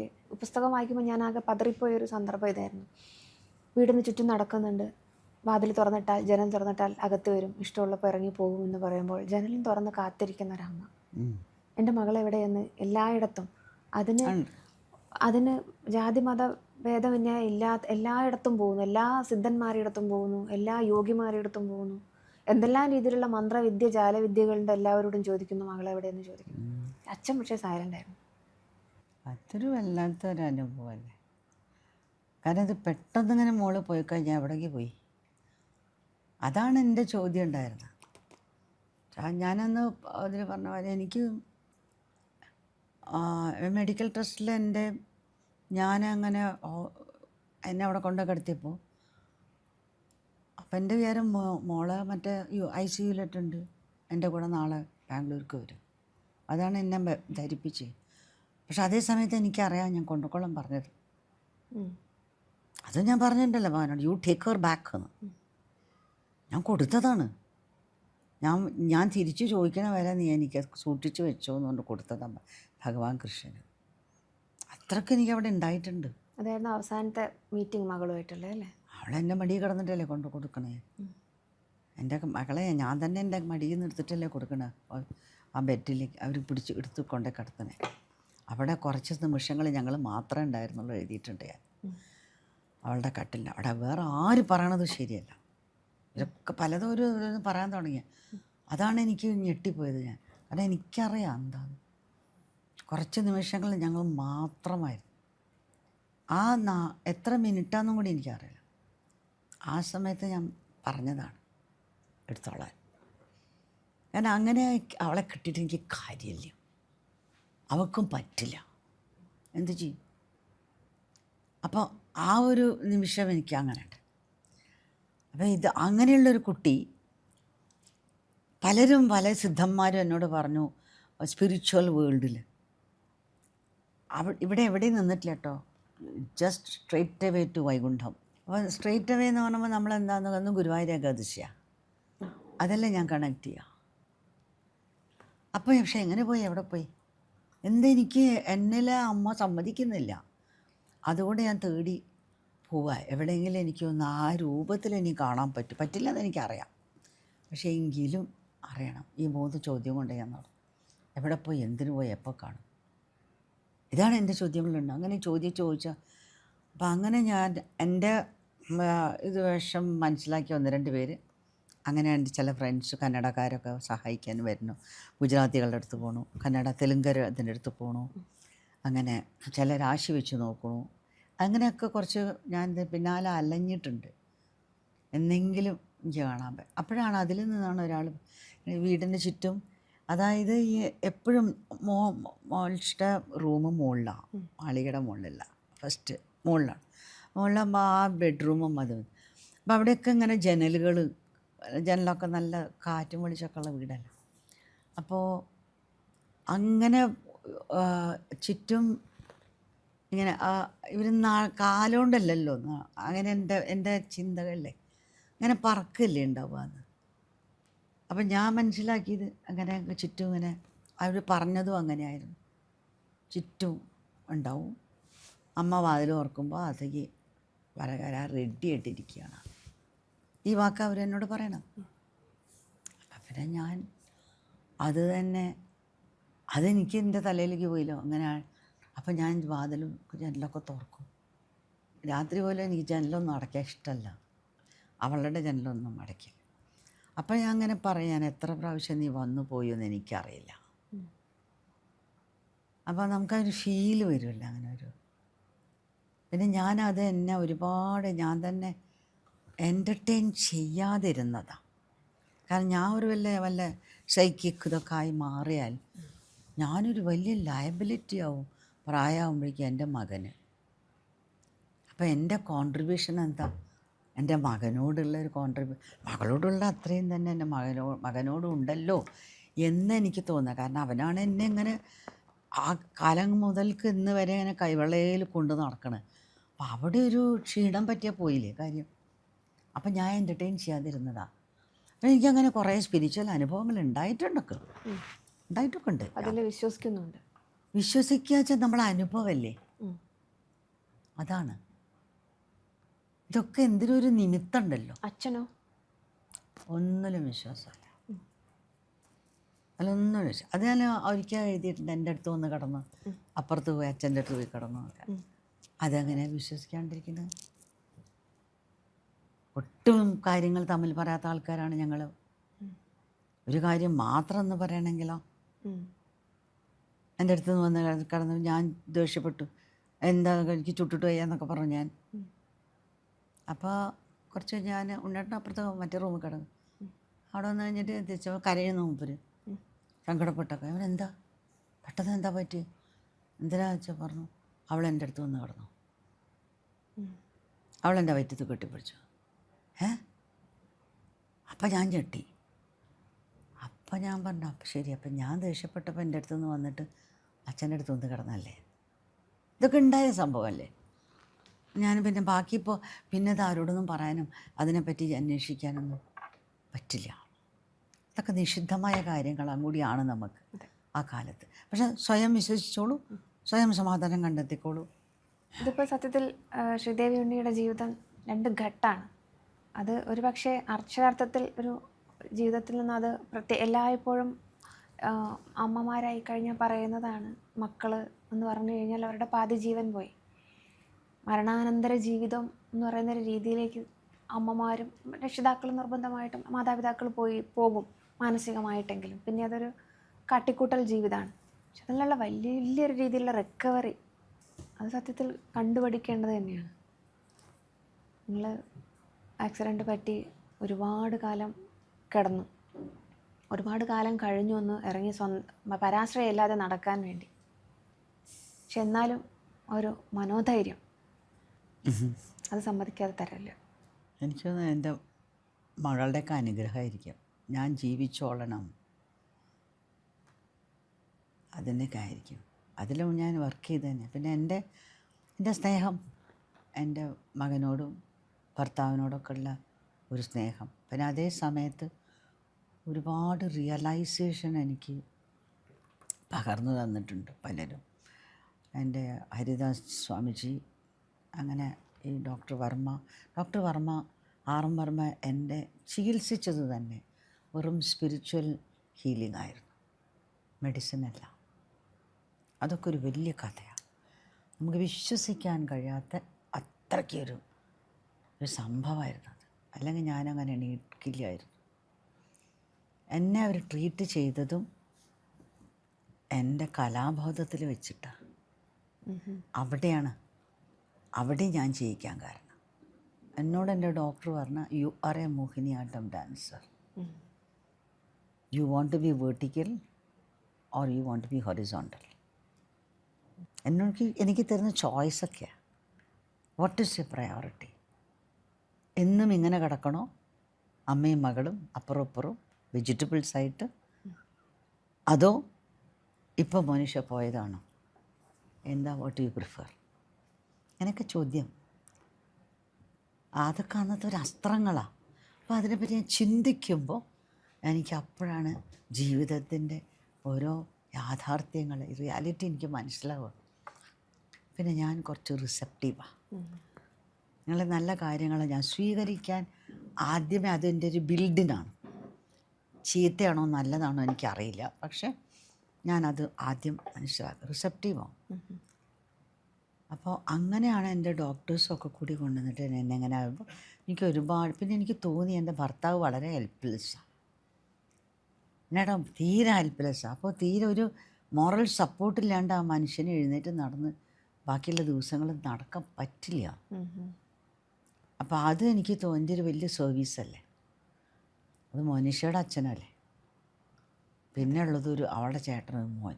അപ്പോൾ എനിക്ക് തോന്നുന്നത് എൻ്റെ ഒരു സ്നേഹം എന്നുള്ള ഒരു സ്ഥായിയായ ഭാവം എനിക്ക് ഉണ്ടല്ലോ, അതും കൂടി ഇതൊരു വലിയൊരു ഘടകമാണ്. അങ്ങനെ എൻ്റെ മകൻ്റെ മുഖത്തേക്ക് നോക്കുമ്പോൾ, മോൻ്റെ മുഖത്തേക്ക് നോക്കുമ്പോൾ അവനെ നിർത്തം കാണുമ്പോൾ എനിക്ക് അപ്പോൾ അത് മോനിഷ. ഇപ്പം ഇന്ന് ശരിക്കും ചോദിക്കുകയാണെങ്കിൽ ഇപ്പം മോനിഷയും കൂടി ഞാൻ അവനിൽ കാണുക, പെരുമാറ്റത്തിലും സംസാരത്തിലും എന്നോടുള്ളത് എന്തെങ്കിലും അങ്ങോട്ടും ഇങ്ങോട്ടും ഒക്കെ മനുഷ്യ. അപ്പം ഞാൻ ഇതെങ്ങനെ ഇവിടെ ഇതിൽ മേർജ് ചെയ്ത് പോയി. എൻ്റെ സൈക്കോളജിക്കൽ പ്രശ്നമാണ്. പിന്നെ അവന് പ്രായമാകുമ്പോൾ, ഇത്രയും പ്രായമാകുമ്പോൾ അതെന്നെ മകൻ. അപ്പോൾ എനിക്കെന്ത് പോയി. അപ്പോൾ എനിക്ക് കുറച്ച് ആ ഒരു മിസ്സിങ് എനിക്ക് മനസ്സിലാക്കാൻ പറ്റിയ, എൻ്റെ കുട്ടിയിൽ മാത്രമേ എനിക്ക് ആ കോമ്പൻസേഷൻ എനിക്ക് കിട്ടുന്നുള്ളൂ. മനുഷ്യയ്ക്ക് പകരം ഒരു ഇതെന്ന് പറയണമെങ്കിൽ വേറെ എവിടെയും നോക്കിയിട്ട് എനിക്ക് കാണാൻ പറ്റിയിട്ടില്ല. ബാക്കിയൊക്കെ പാസിങ് ഷോട്ട്സ് മാതിരിയാണ്. ഞാൻ എല്ലാവരിലും എൻ്റെ മകളെ കാണാൻ ശ്രമിച്ചു. പക്ഷേ എൻഡ് ഓഫ് ദ ഡേ ഈ വയസ്സുകാലത്ത് ഇങ്ങനെ നോക്കുമ്പോൾ എല്ലാം കഴിഞ്ഞാലും നോക്കിയിട്ട് നിൻ്റെ മുമ്പിൽ പെർമനൻ്റ് ആയിട്ട് ഇങ്ങനെ കാണാൻ പറ്റും. എൻ്റെ മകനും അതായത് എൻ്റെ വേറെ ഒരു ജനിച്ച ഒരു കുട്ടി, എന്നിൽ നിന്ന് ജനിച്ച വേറെ ഒരു കുഞ്ഞിനെ മാത്രമേ അത് സാധിക്കുള്ളൂ. അപ്പോൾ ഞാൻ തൃപ്തിപ്പെടാം അത് വെച്ചെങ്കിൽ. പിന്നെ ഒരുപാട് ട്രീറ്റ്മെൻറ്റ് എനിക്ക് മെൻ്റലി പലരും തന്നിട്ടുണ്ട്. കുറേ എന്താ പറയുക, ഇപ്പോൾ ശാരദാ മഠം, അങ്ങനെ കുറേ ക്രൈസ്റ്റ് കോളേജ്, ധർമ്മരം കോളേജിൽ നിന്ന് അവിടെ നിന്നൊക്കെ എന്നെ വിളിച്ചു കൊണ്ടുപോയിട്ടുണ്ട്. അവിടെ പോസിറ്റീവ് തിങ്കിങ്ങിനെ പറ്റി സ്പീച്ചിൽ ഞാനൊരു മോട്ടിവേഷണൽ സ്പീക്കറായി മാറി. പിന്നെ കാരണം എൻ്റെ ഈ വർക്കും ഇതൊക്കെ കേട്ടോ പഠിച്ച് ഞാൻ എഴുത്തും എൻ്റെ സംസാരമൊക്കെ കേട്ട് മറ്റുള്ളവർക്കൊരു സമാധാനം വരാൻ തുടങ്ങിയെന്ന് ഞാൻ കണ്ടു. അവരുടെ ചോദ്യം എന്താ, എങ്ങനെ നിങ്ങൾ ഇതിൽ നിന്ന് റിക്കവർ ചെയ്ത് വന്നു? അപ്പം ഞാൻ പറഞ്ഞു, നമുക്ക് ഓവർകം ചെയ്തേ പറ്റൂ, നമുക്ക് മറക്കാൻ പറ്റില്ല. You can forget it, you have to overcome it. അത് മാത്രമേ ഇവിടെ ചോയ്സ് ഉള്ളൂ. ഓവർകം ചെയ്യുക, അല്ലാണ്ട് മറക്കാൻ ആർക്കും പറയാനും പറ്റില്ല, മറക്കാൻ പറ്റൂല. ഇന്ന് ഈ സെക്കൻഡ് വരെയും മനുഷ്യനെപ്പം ഇങ്ങനെ കിടന്ന് കളിക്കല്ലേ ഇവിടെ. ഈ വാക്കുകൾ ഒരു സഹസ്രാമമാതിരി ഉണ്ടാവില്ലേ? കാണാറുണ്ടോ ഇപ്പോൾ മനുഷ്യയുടെ സിനിമകൾ? കുറേ ആയിട്ട് കണ്ടിട്ടില്ല. കമലദളമായിട്ട് ഈയിടെയായിട്ട് കാണുമ്പോൾ, കമലദളം ഞാൻ കൽപ്പിച്ചൂട്ടി കുറച്ചിരുന്ന് ഇങ്ങനെ കണ്ടപ്പോൾ ഞാൻ അവർക്ക് ഇവളിത്ര സുന്ദരിയായിരുന്നു. സത്യം ഞാൻ പറയാം, ഇപ്പോഴാണ് എനിക്കത് ഓർമ്മ വരും. ഞാൻ അങ്ങനെ കാണുമ്പോൾ ഞാൻ ചോദിച്ചു, ഇവളിത്ര ഭംഗിയുണ്ടായിരുന്നു, ഇവളിത്രയൊക്കെ അഭിനയിച്ചു. ഇവിടെ അഭിനയം കാണണമെങ്കിൽ പണ്ട് ഞാനത് ജഡ്ജ്മെൻ്റല്ല ഒന്നുമില്ലല്ലോ. അവൾ ഭക്ഷണം കഴിക്കുന്നുണ്ടോ, അവൾ ചെയ്തിട്ടുണ്ടോ, അതെന്നെ അവളെ അവളങ്ങനെ പരിചാരികയായിരുന്നല്ലോ ഞാൻ. അപ്പം ഇതൊന്നും ഓർക്കുന്നില്ല. നടി എന്ന നിലയിൽ മകളെ കാണുന്നില്ലല്ലോ അല്ലേ? അഭിനയം കാണുന്നില്ല, ഒട്ടും കാണുന്നില്ല. പിന്നെ നക്ഷത്രങ്ങൾ മാത്രമാണ് ഞങ്ങൾ രണ്ടുപേരും കൂടി പോയതും കാണാൻ പോയതും ഒക്കെ. അയ്യോ, അതൊരു വലിയ ആഘോഷമായിരുന്നു. ഞാനത് എഴുതിയിട്ടുണ്ട്.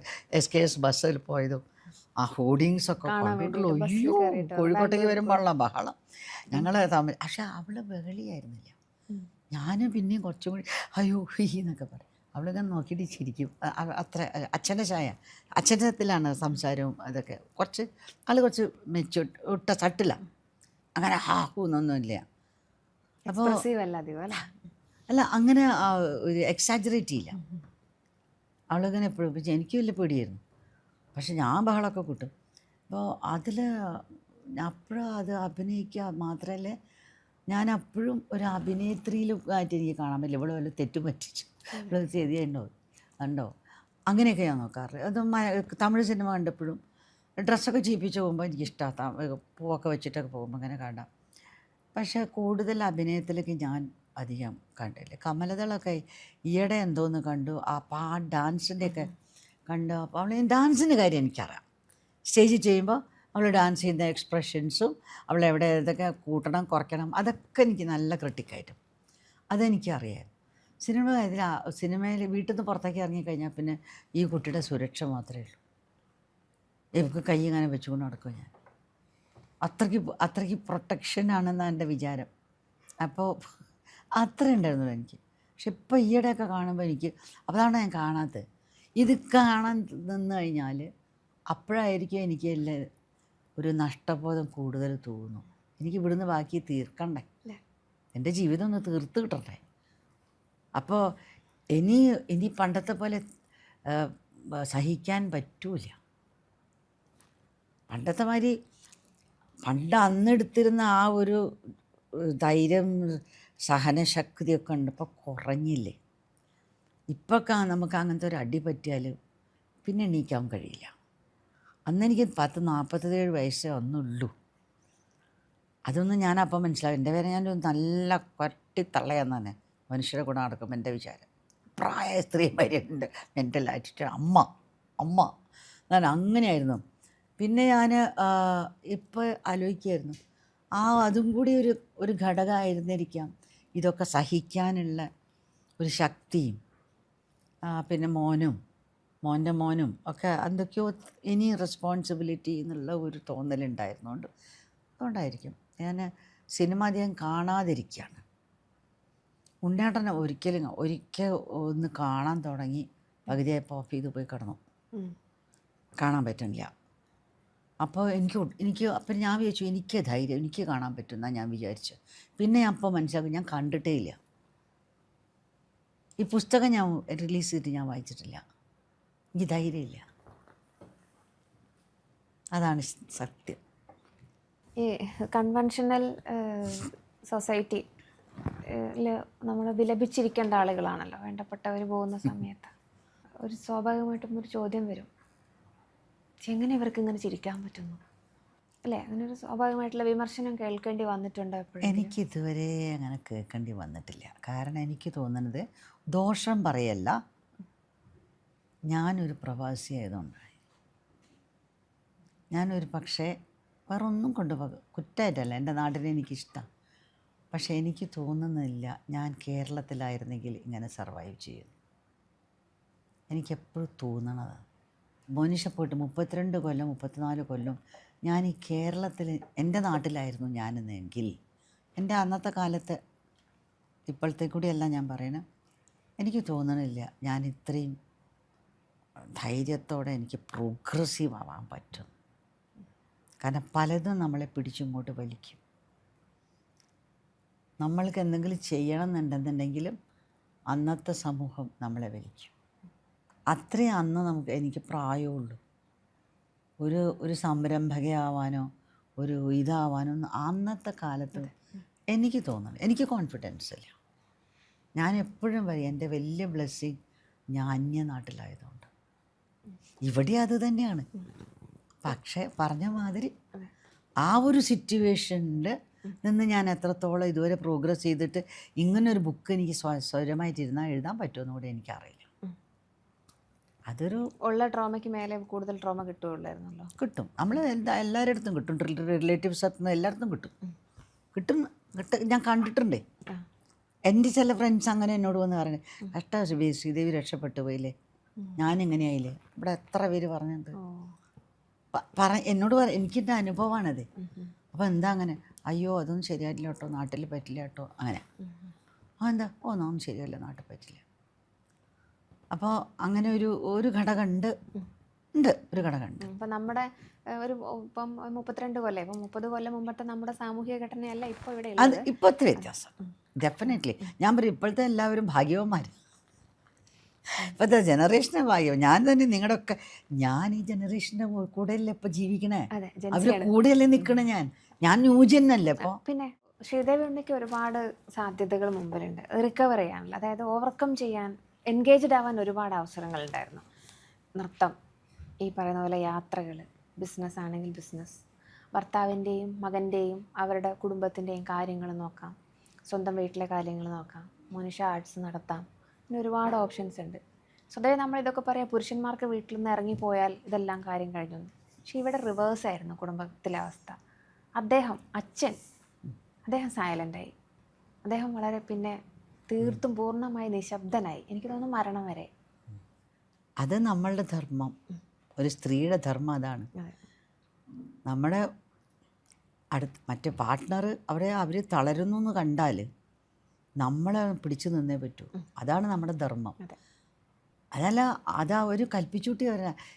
ആണുങ്ങൾക്കും ഞാനെപ്പോഴും പറയും, വിചാരിക്കും ഇവർക്കൊക്കെ ഷോക്ക് അബ്സോർവർ തീരെ വീക്കാണ്, നമുക്കാണ് ശക്തി. അത് നാരി ശക്തിയാണ്. മകളെ എന്തെങ്കിലും കേൾക്കാതിരുന്നിട്ടുണ്ടോ? പിന്നെ കേൾക്കാമെന്നോ, അല്ലെങ്കിൽ അത് ഇപ്പോൾ പറയണ്ട? നമ്മൾക്കൊക്കെ എപ്പോഴും അമ്മമാരായിരിക്കുന്ന സമയത്ത് കുട്ടികൾക്കൊക്കെ എപ്പോഴും ഒരു കൂട്ടം പറയാനുണ്ടാവും, ഒരു കാര്യം പറയാനുണ്ടാവും. പല തിരക്കുകൾക്കിടയിൽ നമ്മളത് ഇപ്പം കേൾക്കാം, അതല്ലെങ്കിൽ ഇപ്പോൾ വരാം എന്ന് പറഞ്ഞിട്ട് നമ്മൾ ഇപ്പോൾ എന്ന് പറഞ്ഞ് മാറ്റി വെക്കും ചില കാര്യങ്ങൾ. പിന്നെ വരാം, അല്ലെങ്കിൽ ആവട്ടെ എന്ന് പറഞ്ഞ് മാറ്റി വെക്കും. പിന്നെ അത് രണ്ടുപേരുടെ അടുത്തൊന്നും മറന്നു, രണ്ടുപേരുടെ കയ്യിൽ നിന്ന് അത് ആ സിറ്റുവേഷൻ തന്നെ മാറിപ്പോവും. അങ്ങനെ ആ കാര്യം ഞാൻ കേട്ടില്ലല്ലോ, അല്ലെ അവൾക്കത് പറയാനുണ്ടായിരുന്നല്ലോ, അത് ഞാൻ അറിഞ്ഞില്ലല്ലോ എന്ന് തോന്നുന്ന മോനിഷ സംബന്ധിച്ച് എന്തെങ്കിലും ഉണ്ടോ? അങ്ങനെ ഒന്നില്ല എനിക്ക്. മോനിഷ എന്നോട് പറഞ്ഞിട്ട് പിന്നെ പറയാം അമ്മേ എന്ന് പറഞ്ഞ അങ്ങനെ ഒരു സംഭവമില്ല. ഞങ്ങളെല്ലാം അപ്പോൾ പറയുന്ന ആൾക്കാർ. അതേമാതിരി മോളെ അത് അമ്മ പിന്നെ ഉണ്ടാക്കി തരാം, പിന്നെ ചെയ്തു തരാം, അത് നമുക്ക് പിന്നെ ആവാം എന്ന് ഞാൻ പറഞ്ഞ ഓർമ്മ എനിക്ക് ഇല്ല. അങ്ങനെയൊന്നും ബാക്കി വെച്ച മാതിരി എനിക്കൊരു ഫീലില്ല. ചോദിച്ചപ്പോഴാണ് എനിക്കത് കൂടുതൽ ഞാനന്ന് ചിന്തിച്ചത്, എവിടെയെങ്കിലും ഉണ്ടോ എന്നങ്ങനെ. ഞാൻ എന്നെ അന്വേഷിച്ചതാണ് ഇപ്പോൾ. അങ്ങനെ ഉണ്ടായിരുന്നോ ഏതെങ്കിലും ഒരു കാര്യം ഉണ്ടായിരുന്നോ ഇല്ല പറയാൻ പറ്റില്ല. എൻ്റെ കണ്ണുകൾ എനിക്ക് ദാനം ചെയ്യണം, അതുമാത്രം. അതിൽ എനിക്കിപ്പോൾ പിന്നീട് തോന്നിയില്ല. അന്ന് എനിക്കിതിനെ വിവരം ഉണ്ടായില്ലല്ലോ, ഇതൊന്നും പറയാനുള്ള അവസ്ഥയല്ലല്ലോ. അച്ഛൻ്റെ കണ്ണ് ദാനം ചെയ്തോ? അത് അച്ഛൻ മരിച്ചപ്പോൾ ഉടനെ പകരം ഉടനെ തന്നെ അത് ഏട്ടൻ തന്നെ, അത് മകൻ തന്നെ അതൊക്കെ പറഞ്ഞ ഒരു നാരായണ നേത്രാലയ ഡോക്ടേഴ്സ് തന്നെ വന്നിട്ടൊക്കെ ചെയ്തു, വളരെ ഓണർ ചെയ്തിട്ട് അത്. അപ്പോൾ അത് അപ്പം എനിക്ക് തോന്നി ഇത് പറഞ്ഞിട്ട് ചെയ്യാൻ പറ്റിയില്ല, അത് അറിയാതെ ചെയ്തു കഴിഞ്ഞപ്പോഴാണ് ഇത് ഞാൻ രണ്ടും കൂടി എനിക്ക് എൻ്റെ മനസ്സിൽ വന്നത്. മകൾക്ക് അച്ഛൻ കൊടുത്തു. ആ മനോഹരമായ കണ്ണുകൾ ദാനം ചെയ്യണമെന്ന് എന്തുകൊണ്ടാണ് തോന്നിയതിന് മനുഷ്യക്ക്? അത് അല്ലെങ്കിൽ ഇറ്റ് ഈസ് എ വേസ്റ്റ് എന്ന് എന്നോട് പറഞ്ഞു. പെട്ടെന്ന് പറഞ്ഞതാണ്. അങ്ങനെ പോകും ദൂരത്തേക്ക്. അവരെന്താ മോളെ ഇങ്ങനെ നോക്കിയിരിക്കുന്നത്, ഇങ്ങനെ നോക്കണം, വലിയ കണ്ണും വെച്ച് ഇങ്ങനെ പുറത്തേക്ക് നോക്കി ഇങ്ങനെ ഇരിക്കുക, ഡ്രീമി ഐസാ. അപ്പോൾ ഞാൻ ചോദിച്ചു, എന്താ ഇങ്ങനെ നോക്കിയിരിക്കണം? I want to donate my eyes. പെട്ടെന്ന് റൈറ്റായിട്ട് ഞാൻ പറഞ്ഞു, വൈ? ഞാൻ ദേഷ്യപ്പെട്ടു. ഞാൻ നിൻ്റെ സെക്രട്ടറി ഒന്നുമല്ല, എന്നോട് ഒക്കെ പറയാം, ഞാൻ എൻ്റെ അമ്മയാണ്. അപ്പം ചിരിച്ചു. അത് ഇറ്റ് ബി എ വേസ്റ്റ്. ഇത്രയും പറഞ്ഞുള്ളൂ. അധികം സംസാരിക്കണ്ടല്ലോ, കുറച്ച് ഇത് കൂടി മതിയല്ലോ. ഇത് എൻ്റെ ലൈഫ് ലോങ്ങിൽ എനിക്ക് ഓർമ്മിക്കാനില്ലേ, otherwise it will be a waste. അപ്പോൾ അതൊരു വേസ്റ്റായി എന്ന് വരില്ലേ? നമുക്ക് അന്ന് അറിയില്ല അതിനെപ്പറ്റി വിവരം, പിന്നെ സിറ്റുവേഷൻ അങ്ങനെയൊക്കെ നമുക്കറിയില്ലല്ലോ. പക്ഷെ എന്തിനാ അപ്പം പറഞ്ഞു? അപ്പം ഇതിൻ്റെ മുന്നോടിയായിട്ട് എന്തൊക്കെയോ അവിടെ മനസ്സിൽ തോന്നുന്നുണ്ടോ എന്ന് എനിക്കറിയില്ലല്ലോ. അപ്പം അതുകൊണ്ടാണ് ഞാൻ വീണ്ടും വീണ്ടും വിശ്വസിക്കുന്നത് she was A divine power. 1992 December 5 രാവിലെ അല്ലേ, ചേർത്തലയിലെ ആ അപകടത്തിൽ ഒരൊറ്റ ജീവനാണ് ബാക്കിയായത്. 3 പേരും പോയി. ഒരു പക്ഷേ ഈ പുസ്തകം എഴുതാൻ ഉള്ള യോഗം കൂടെ ഉണ്ടാവും. വൈകിട്ടാണെങ്കിലും വൈകിയും തോന്നുന്നുണ്ടോ? ഇല്ല, വൈകിന്ന് ഒട്ടും തോന്നുന്നില്ല. ഞാനിത് പണ്ട് എഴുതിയിരുന്നെങ്കിൽ ഒരു പഴങ്കഥയായിട്ടപ്പോൾ കിടക്കുന്നുണ്ടാവും. ഈ കാലത്ത് ഈ മീഡിയയുടെ ഇതിലുള്ള സമയത്താണ് ഇതെല്ലാം മനുഷ്യ നിശ്ചയിച്ച മാതിരി എനിക്ക് തോന്നുന്നു. റോയലായിട്ട് ഈ പുസ്തകം റിലീസ് ചെയ്തു. എവിടെ? കനകക്കുന്ന് കൊട്ടാരത്തിൽ വെച്ച് റോയലായിട്ടാണ് ഈ പുസ്തകത്തിന് റിലീസ് വന്നത്, ഒരു സ്പെഷ്യൽ സ്റ്റേജിൽ. ദാറ്റ് വാസ്, അത് മനുഷ്യ അർഹിക്കുന്നത് അങ്ങനെയാണ്. ഞാനൊരു 10 കൊല്ലം മുമ്പേ എഴുതിയിരുന്നെങ്കിൽ ഇതൊരു സാധാ ബുക്കായിട്ടിരിക്കും. മനുഷ്യയെ പറ്റിയുടെ മനുഷ്യയുടെ അമ്മ ഒരു പുസ്തകം എഴുതിയിട്ടുണ്ട് കേട്ടോ. ഇതങ്ങനെയല്ല, ഇത് മോനിഷൻ നിറഞ്ഞു നിൽക്കുക. അപ്പോൾ ഇത്രയും കാലം എന്നെക്കൊണ്ട് ചെയ്യിപ്പിച്ച് ഇത്രയും കാലം ഇത് ബുക്ക് വെയിറ്റഡ് ഫോർ ദാറ്റ്. അവിടെ ഞാൻ ഒരുപാട് ചാലഞ്ച് എനിക്ക് ഈ പുസ്തകർക്ക് ഉണ്ടാക്കിയിട്ടുണ്ട്. അത് ഞാനൊരു പ്രവാസി മലയാളി ആയതുകൊണ്ടാണ് കേട്ടോ. എൻ്റെ നാട്ടിലിരുന്ന് എഴുതുന്നതാണെങ്കിൽ വ്യത്യാസം. മാത്രമല്ല, തുറന്ന് പറയുകയാണെങ്കിൽ എനിക്ക് ഈ മനുഷ്യരുടെ ഈ ഒരു സബ്ജക്റ്റിലെ ഒരു വരി പുറത്തേക്ക് പോയാൽ അവിടുത്തെ വേറെ പലരും പൊങ്കാലയിടുമെന്ന് പറയില്ലേ, അതെനിക്കൊരു വലിയ ഭയമായിരുന്നു. അതെന്താ? അപ്പോൾ മനുഷ്യരുടെ ഒരു ഇൻസിഡൻറ്റ് ഇതിലുണ്ട്. ഇതൊന്ന് പുറത്തേക്ക് പോയാൽ വേറെ പല മീഡിയയിൽ ഇത് നമ്മുടെ കുറേ ഉണ്ടല്ലോ കാര്യങ്ങൾ. അതങ്ങനെ 1-2 വന്നതും കൂടിയാണ് എന്നെ നിർബന്ധപൂർവ്വം ഞാൻ വിചാരിച്ചു ഇത് ഞാൻ എഴുതി പുറത്തേക്ക് ഇറക്കിയേ പറ്റൂ. അല്ലെങ്കിൽ എല്ലാവരും ഊഹാപോഹങ്ങൾ തുടങ്ങി. കാലം ഇതല്ലേ, ഓരോ യൂട്യൂബിൽ അത് ഇതെന്നൊക്കെ പറഞ്ഞു കഴിഞ്ഞാൽ ഊഹാപോഹങ്ങൾ തുടങ്ങി. അപ്പം ഞാൻ വിചാരിക്കാത്ത 1-2 ഇത് എനിക്കിങ്ങനെ തോന്നി ഇത് ശരിയല്ല. ഞാനിങ്ങനെ വിട്ടുപോയാൽ ലോകം ഈ കുട്ടി ആരായിരുന്നു എന്ന് വേറെ മാതിരി വിചാരിക്കും. ആരാന്ന് അറിയില്ല, ജനറേഷൻസ് മാറും. അപ്പം ഞാൻ വെച്ചു ഇതെൻ്റെ ഒരു ധർമ്മമാണ്, എൻ്റെ ഒരു ദൗത്യമാണിത്. അപ്പം ഞാൻ ഹറിയപ്പ് ചെയ്തു. ഈ പുസ്തകം റിലീസ് ചെയ്ത ഉടനെ എന്നോട് എൻ്റെ ജീവിതത്തിലെ എപ്പോഴാണ് ശ്രീദേവി ഒന്ന് ഇങ്ങനെ റിലീവ്ഡ് ആയതെന്ന് ചോദിച്ചാൽ ഈ പുസ്തകം ഇറക്കിയപ്പോഴാണ്. ഇനി ഞാൻ വിചാരിച്ചിട്ടില്ല ഇത് ഇത്രയും വലിയൊരു മാജിക്ക് എനിക്കുണ്ടാവുമെന്ന്. ഞാനൊരു ദൗത്യം ചെയ്തു. മോനിഷ എൻ്റെ മകൾക്ക് വേണ്ടി ഞാൻ വലിയൊരു ദൗത്യം ചെയ്തു. ഒരു കല്യാണമൊക്കെ കഴിഞ്ഞ് മകളെ കല്യാണമൊക്കെ കഴിച്ച് അയപ്പിക്കില്ലേ, നമ്മളൊരു കന്യാദാനം കഴിഞ്ഞാൽ ഉണ്ടാവില്ലേ ഒരു ഫീൽ എന്തായാലും എനിക്ക് അതാണ് ഈ ഫീൽ എന്ന് തോന്നുന്നു. എനിക്കിപ്പോൾ തോന്നുമ്പോൾ അത്രയേറെ സന്തോഷമാണ് എനിക്ക് ഈ ഇത് ചെയ്യാൻ പറ്റിയല്ലോ. അതെ, ഇത് ഒരു അർത്ഥത്തിൽ നോക്കുകയാണെങ്കിൽ മോനിഷയെ ശ്രീദേവി അമ്മ രണ്ടാമതും പ്രസവിച്ചതാണ്. അക്ഷരങ്ങളാൽ പ്രസവിപ്പിച്ചു. അപ്പം ഇതുവരെ കണ്ട മലയാളിയുടെ എല്ലാ മനസ്സിൽ നിന്നും മോനിഷ വീണ്ടും അക്ഷരങ്ങളായിട്ട് പുനർജനിക്കുകയാണ്. ഓരോ വീടിൻ്റെ അകത്തളങ്ങളിലും ഒരു മോനിഷയുണ്ട്. ആ മോനിഷ ഒന്നുകിൽ പ്രണയിയായിട്ട്, അതല്ലെങ്കിൽ അനിയത്തിയായിട്ട്, മകളായിട്ട്, കൊച്ചുമകളായിട്ട്, എല്ലാ കുസൃതിത്തരങ്ങളോടും കൂടെ അവർ ഒരുവിധപ്പെട്ട മലയാളികളുടെ എല്ലാവരുടെയും മനസ്സിൽ ഓടിക്കളിക്കുന്ന ഒരു രൂപമാണ്. ഇനി അക്ഷരങ്ങൾ പറയട്ടെ മോനിഷയെക്കുറിച്ച്. അതെ.